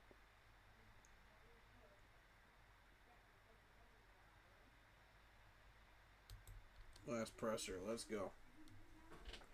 Who we got here? It seemed like you just felt at ease in the rain. Like what was special about today, I guess? Yeah, I think just the DBs just brought a lot of energy today between JC, Mike, Damani, Trey, all them. Nick brought a bunch of energy today, just letting us know that it don't matter if it's raining, if it's snowing, we got to go out there and show up. So I just put it on to the older guys. Just they just trickled down and had a good effect on us. Dave said that Ashawn, Derek, and JC kind of rallied you guys before practice. What was like the sentiment that they gave to you about this practice and why you guys needed to kind of challenge each other a little bit? Yeah, I think just knowing that there's going to be different weather throughout the season that we're going to have to play in, and we can't let that affect our game, can't let that affect our focus. So I think just going out there, playing with a bunch of energy, a big chip on our shoulder, I think that's why the defense was able to fly around and play on fire today. In college, you played. You were a full-time starter and played like a key role in special teams. We obviously saw what happened at Fanfest. Do you envision, even if you have a major role on defense, that you're going to be a huge part of the special teams group too? Yeah, luckily, being at Ohio State, they preached how important special teams were. So knowing that, learning from them, and then coming here, special teams is just as important as any other role in this team. So, whatever role and opportunity I get, I'm going to, face it head on and do everything I can to do it to the best of my ability. Go ahead. Getting that fake punt throw, was that something you rallied for? Did you ask for it? Or? Please don't ask about that fake punt right now, man. We should not be putting that on tape for everybody to see that. I was against that to begin with because once that junk's on tape, everybody knows that you could do it. And they're going to find a way to guard against it on special teams now. Once the cat's out the bag, that's it. You can't put the ketchup back in the bottle. It's special for a reason, man. You got that ace card in your hand. You don't want to throw that out there just yet. You don't want them to know you got that. Come on, man. Don't ask about that question, man. Yo, Coach came up to me right before we're doing warm-ups and stuff and kind of asked me for that, let me see your eyes, kind of asking for my confidence level. He's like, I'm going to throw you a ball. And, as a defensive player, all you want is the ball in your hand. So I couldn't wait. So that's all. It's funny is the game's going on. I'm just thinking about it. It's like, I got to catch the ball. Just make sure I catch the ball and then, take it back, to the high school days. Is that the first time that had been a conversation? Had y'all repped that? Yeah, we did not. We just went over that. We never repped it. Just he threw it in that day and it worked out. Got you, though. Okay, so y'all randomly threw that in. So it's just a random thing that you could do now, right?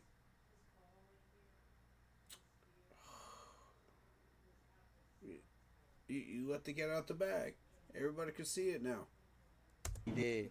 Jimmy fast. I mean, he had the angle, but Jimmy made a great tackle, and it was funny because when I went out there, I'm looking, I see where the 10, and I'm like, man, I hope he calls it next because it's 90 yards so far, and I just came off the defensive drive, but Jimmy made a good tackle, but I was definitely tired. Was talking about how smart you are and how you really take the feedback from the veterans. Can you talk about what you've gotten from them and how their input has helped your growth during this training camp process? Yeah, excellent question. Mike, Trey, JC, Nick, all older guys, especially Damani too. I'm just trying to be a sponge. I mean, they guys that have played, have reps, guys I can just learn from. So I'm doing everything I can to learn from them, pick their brain, ask as many questions as I can because, when I go out there with them, they depend on me. So it don't matter if you're a rookie, if it's your first year or whatever, you're expected, held to the standard that they're held to. So when I go out there, I just, ask many questions. So when I'm out there, I'm not a weakling. I'm out there making the checks just as confident as the other guys. Lathan, you're known as hard-hitting safety. Are you excited to hit another team tomorrow and then this weekend? Yeah, I think, anytime you get on the field, you get your pads on and you get an opportunity to, go out there and hit and show your physicality. So, yeah, I'm excited, to go out there and play against another team. And I'm excited to see, what our team looks like and have great energy tomorrow and, for the rest of this week. That was a pointless question. Duh, yes. That note, Canales said Saturday, he told you the difference between on points of emphasis, kind of the things you were just referring to. Not. What do you know? Another really good question about this dude. Okay, Joe. Somebody's been eating their Wheaties this week. He's thinking straight, man. I like this. These are good questions, finally. Your team. Yeah, no, I just think that, at the end of the day, we're going to play fast, play physical, and, play our game. But, we can't have, little penalties that, affect the game, and we got to play smart. But at the end of the day, we're going to play Panther football, and that's going to be physical.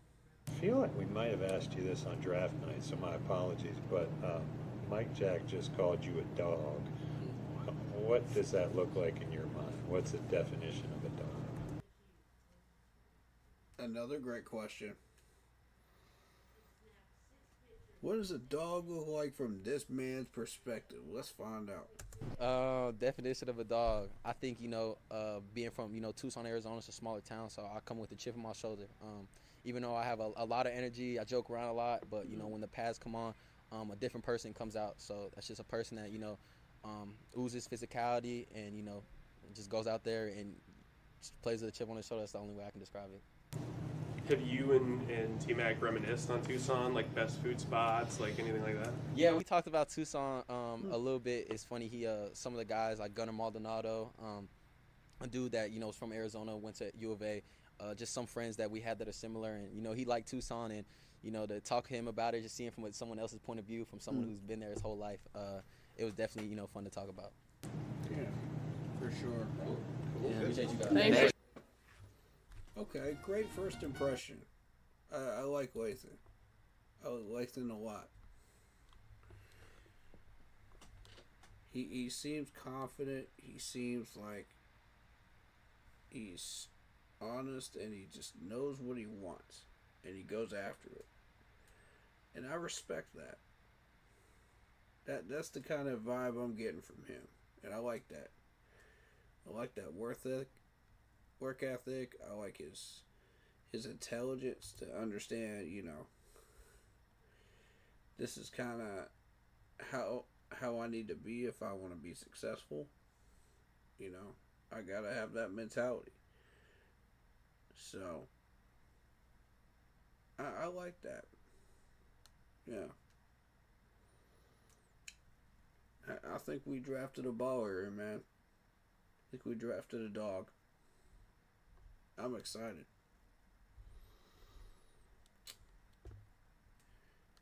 But yeah, let's see. What else would y'all like me to cover?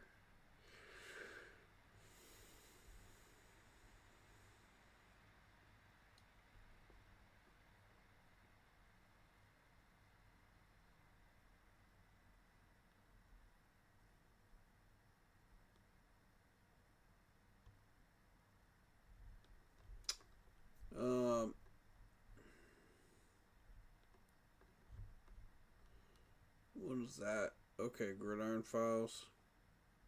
New era in Carolina. Let's see what this is about.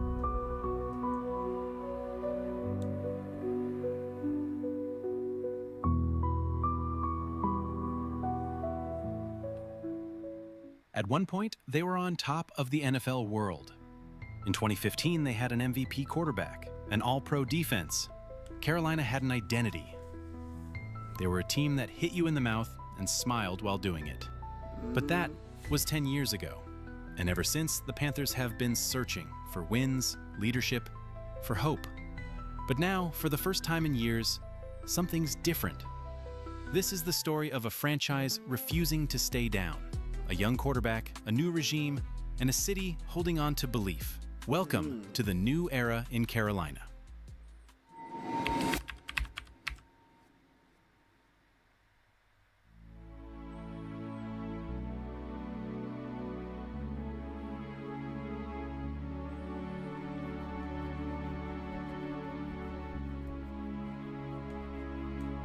It all came crashing down faster than anyone expected. Cam Newton's body betrayed him, Kuechly left early, Ron Rivera was fired, and since Super Bowl 50, not a single playoff win.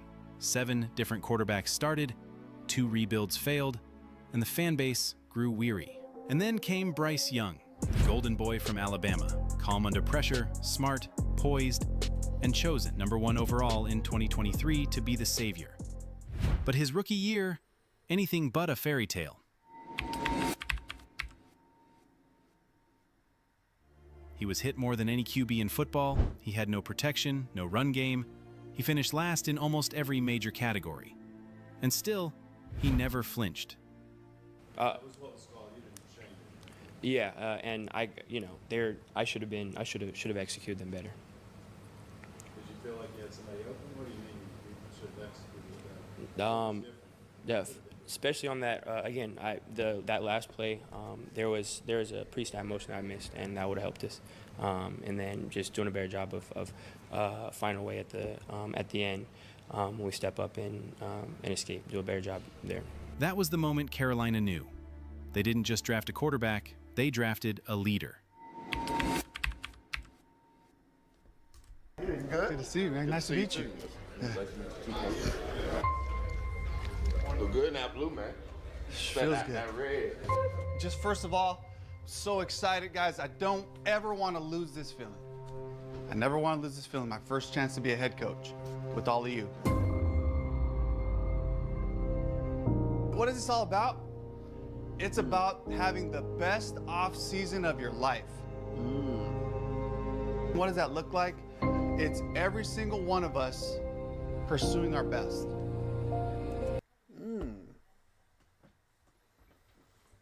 Wow.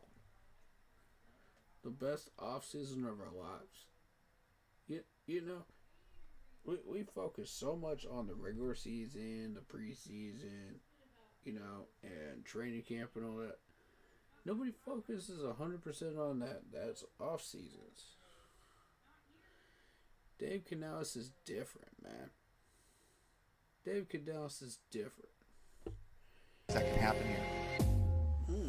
Enter Dave Canales, one of the brightest minds in football, credited with reviving Geno Smith and stabilizing Baker Mayfield. A teacher, a motivator, a quarterback whisperer.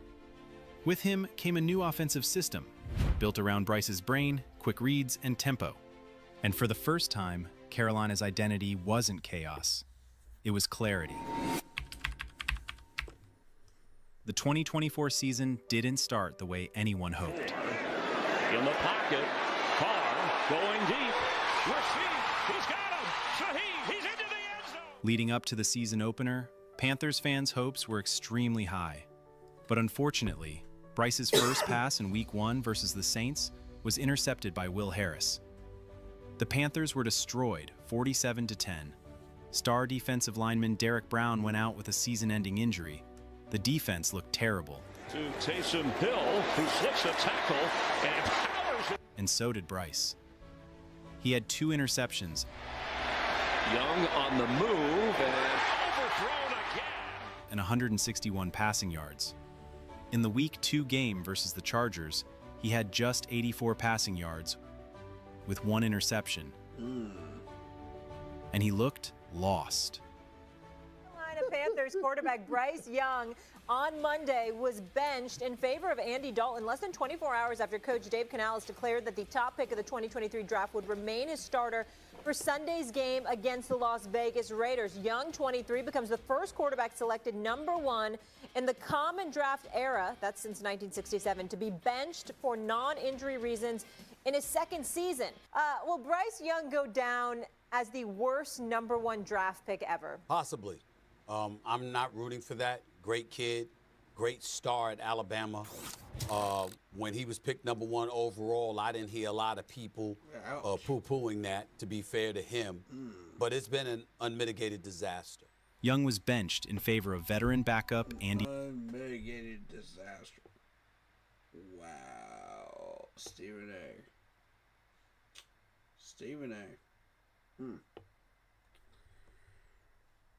Dalton. It was a move meant to reset, not to replace. Dalton started the next game against the Las Vegas Raiders and dominated, making it seem like Bryce was the problem. Bryce came back in Week 8 versus the Broncos after Dalton suffered an injury in a car accident, and Bryce looked completely different. Bryce steps up, eludes the pursuit, rolls left. He'll fake the pass, tucks it, runs, breaks a tackle. Bryce down to the 1. Miles Sanders off his right hip. Snap. Young looking left, steps up, under pressure. Now floats one back in the end zone. Tip, shotgun snap. Young has time. Downfield, Coker reaches up, makes the catch, has the 30. For me, it's that Denver game that showed us that we drafted a GOAT, man. The next freaking franchise GOAT. Because before that, nobody was really buying in. There were so many people that there was so much smoke and hate at this man. I haven't seen that since Cam Newton 10 years ago. And I'll tell you that, man. Like, I was like, what are we watching right now? You know, when I saw him come out there and battle the Broncos. I was like, what are we seeing right now? And then my mind flashed back to that 2-minute drill that I saw his first rookie year in training camp, where he dominated that 2-minute drill, just like Cam Newton used to. And then I said, hold on a minute. We got something special here. We got something special here. Hold your horses. And pulled out of bounds across the 35-yard line. Bryce has been sitting in the pocket, stepping up, staying in the pocket, a lot of confidence. Then came Week 12 versus the defending champion, Kansas City Chiefs. Bryce was back. Young, rifles, it's complete. David Moore. He threw for 263 yards, 1 touchdown, and no turnovers. Outdueled. Some of the best throws I've seen of his whole career were during that Chiefs game. I want y'all to take a look at that score real quick. Look at this. Look at this. A 3-7 garbage Panthers team. Supposedly garbage Panthers team managed to do this to the Chiefs. Oh. Look at all the red in that stadium. Look at all that red behind them. Look at all that.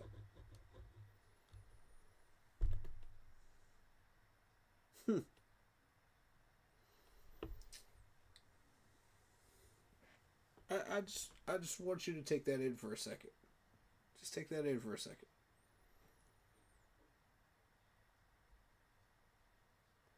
Imagine that. We managed to do that to the Chiefs. Patrick Mahomes in stretches. The Panthers lost by a field goal, but the message was clear that Bryce Young wasn't broken.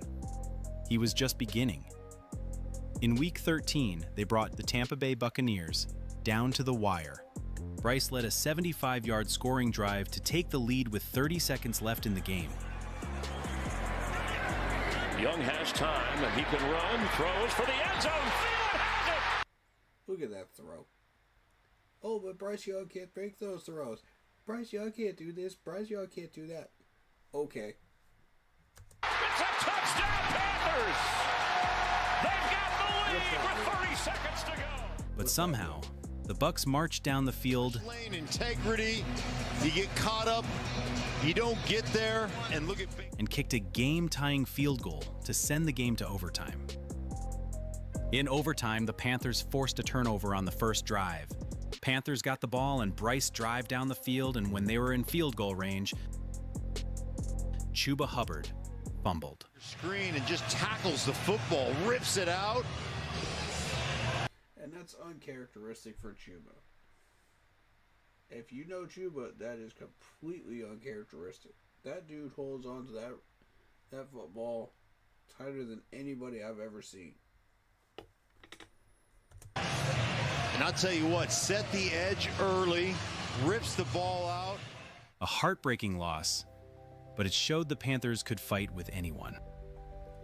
That's a fact. 1 week later, the Panthers brought the future Super Bowl champion, Philadelphia Eagles, down to the wire. In the final few minutes, Bryce and the Panthers were backed into their own end zone on 3rd down. Bryce escaped the pressure and threw a perfect ball to convert. I think you're going to get coverage and zone drops from this Philly defense. Young stepping away, stepping up, being chased in the end zone, still on his feet, throws downfield, it's caught by Leggett to the 33-yard line. Oh, that throw is ridiculous. The Panthers then drove down the field. The Eagles bring the house. Young throws, and guess who? And were an Xavier Leggett drop away from winning the game.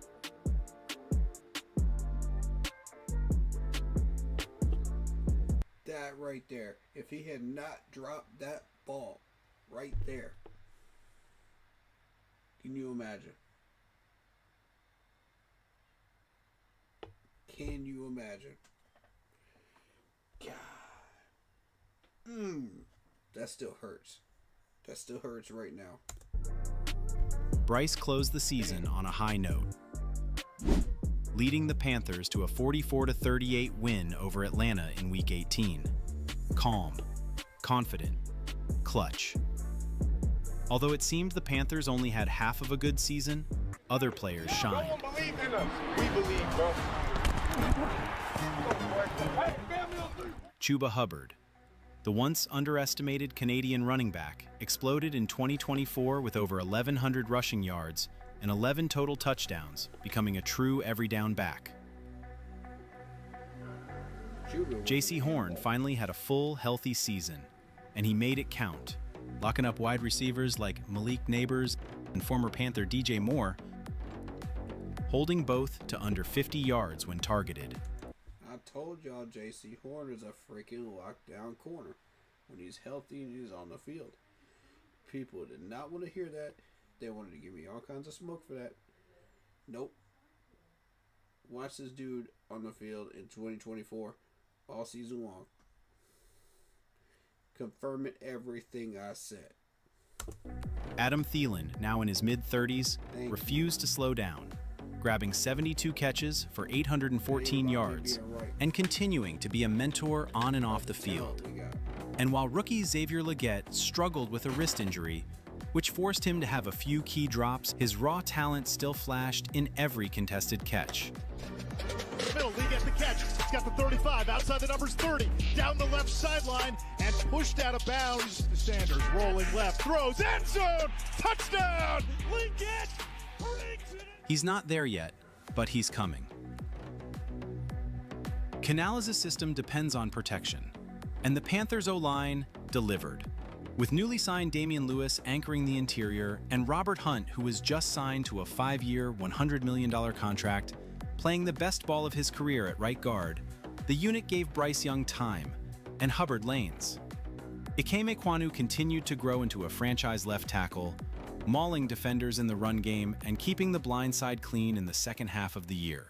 They didn't make the playoffs, but they made a statement. The new era in Carolina isn't a slogan, it's a system. In the second half of the year. When he said about Icky. In the second half of the year. He didn't say nothing about the first half. Because everybody said the first half of Icky's 2024 campaign was garbage. I said the same thing myself. Pieces are in place, the vision is clear. And if 2024 was the storm, then 2025 might be the sunrise. Going into the offseason, one thing was clear. The defense needed to change. Anchored by Derek Brown, who has emerged as one of the NFL's top interior linemen, and backed by J.C. Horn, one of the league's best man corners when healthy, the Panthers didn't just tweak the unit this offseason, they reloaded it.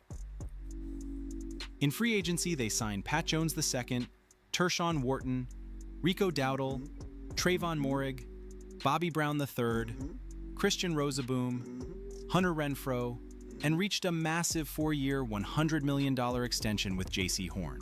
In the 2025 NFL Draft, Carolina held the 8th overall pick.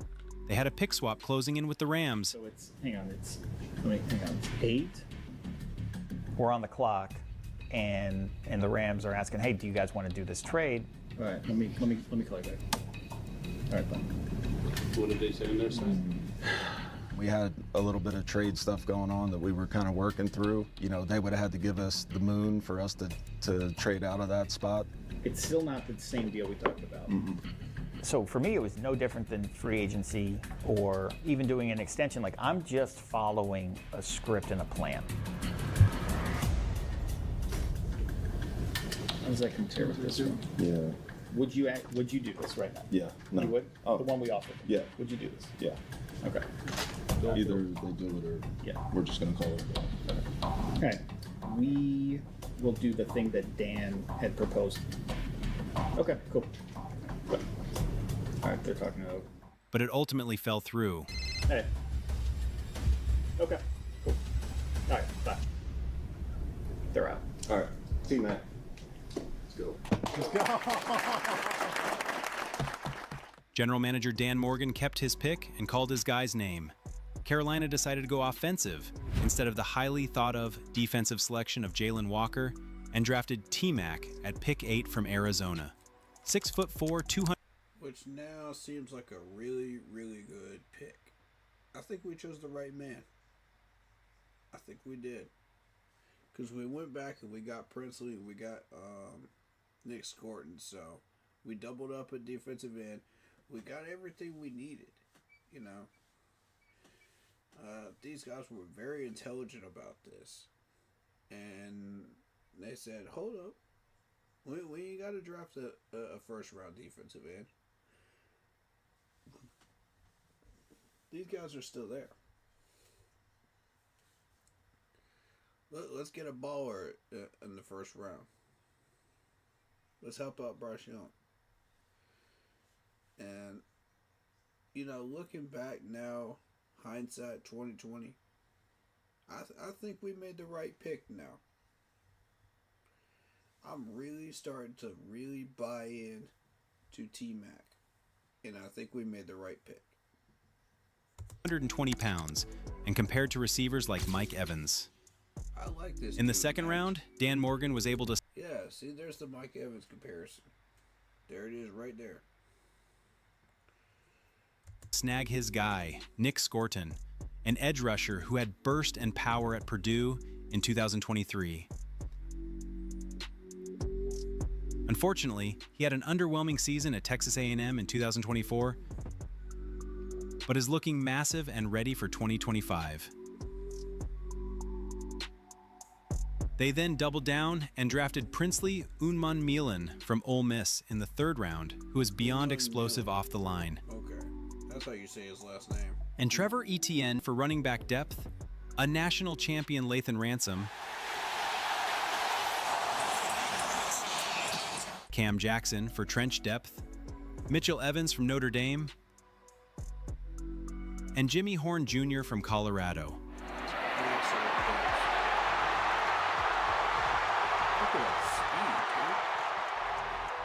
Young, hungry, and totally overlooked. A draft class that the front office thought was impossible. This isn't just another rebuild. This time, there's alignment. From ownership... There's a lot more chances now to get players that are overlooked like this. Because everybody's going for the big names. This is exactly the time to go for these players that are underhyped and ignored. So, I mean, again, I used the example of the wide receivers that we had in 2015. Nobody knew who these guys were.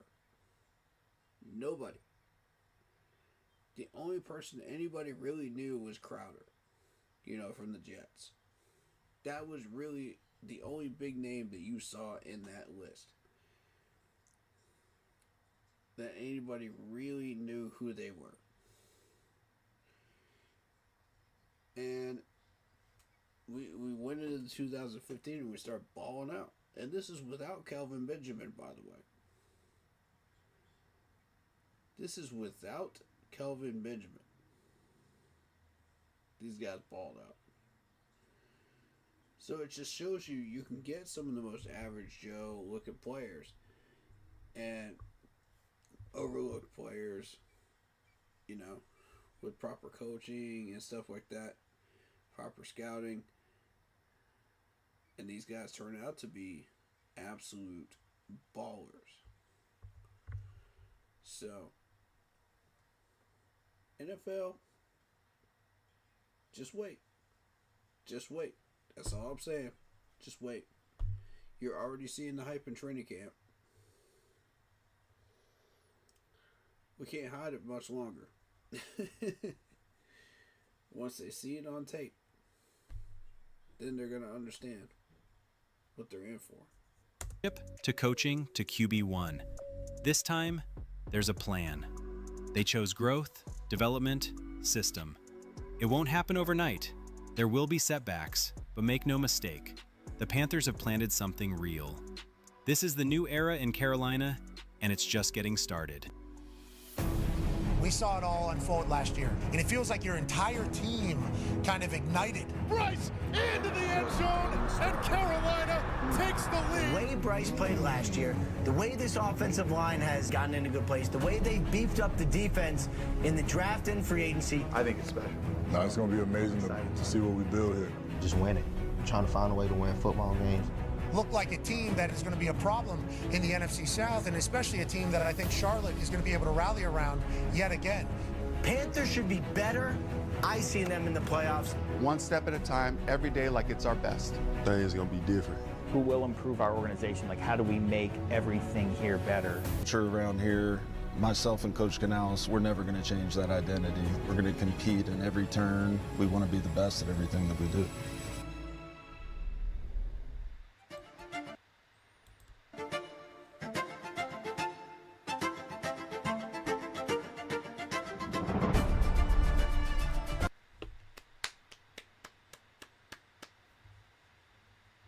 Freaking awesome video.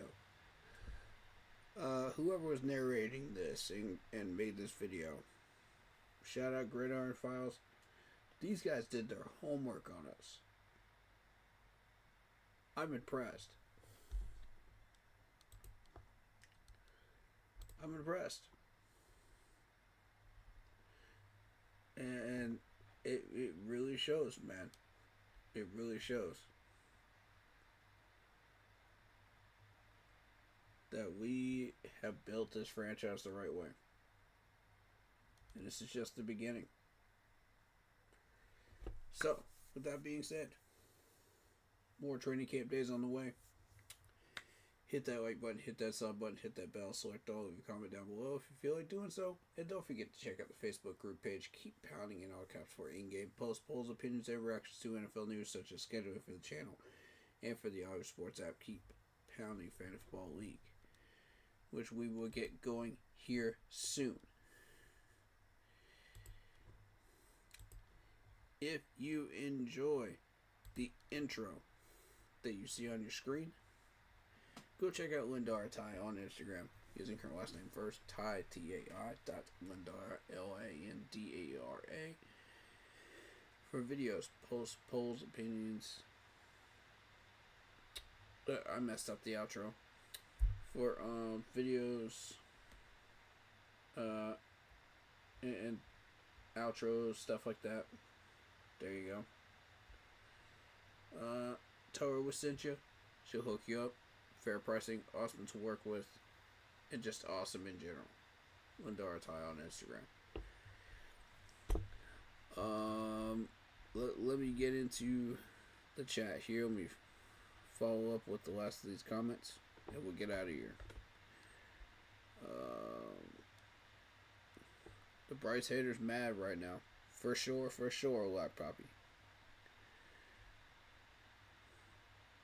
Shout out Joe Valesco. He says, how do you feel about Micah Parsons? Man, we already know Micah Parsons ain't coming here. Y'all need to stop that. Y'all need to stop. Just don't even bring up his name anymore. It's not happening. What it would take to bring him here would be Derek Brown or J.C. Horn, plus picks, plus he wants $41 million a year. That's what I'm hearing is $41 million a year.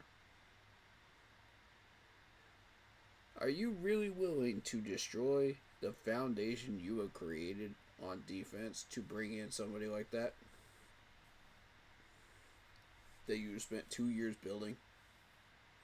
No. This isn't Madden, folks.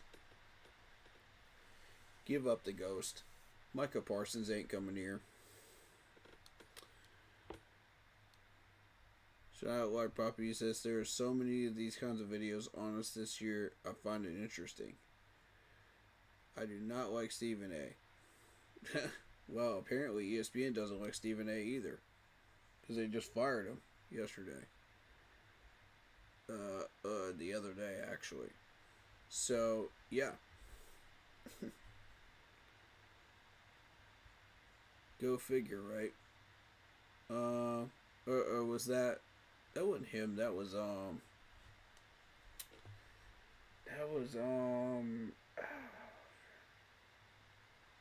I forget his name. My bad, y'all. Y'all know who I'm talking about. But yeah, Stephen A has some really controversial topics. So really controversial opinions, and it's just who he is, you know. So that drop ball killed me. Yep, I feel that, man. I feel that. Imagine if we had caught that ball and actually won that game.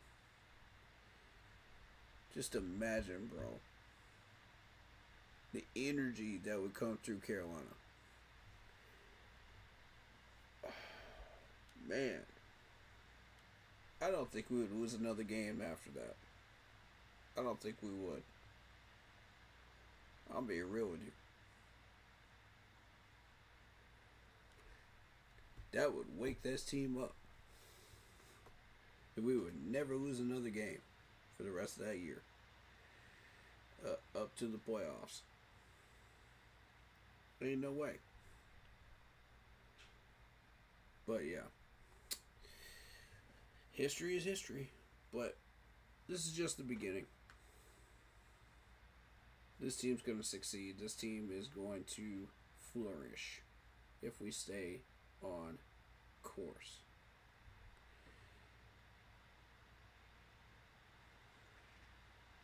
Alright, guys. Well, that'll do it for days 10 and 11 of training camp. I count Fanfest as day 9. So, because that is a training camp day. But yeah, stay tuned. We got some more. Hit that bell so you don't miss any of the new live streams. Lots more content coming. You don't want to miss any of it. I'm covering all of training camp, like I do every year. Let's do it. Stay happy, healthy, and well, ladies and gents. And as always, keep pounding. Imagine being able to build an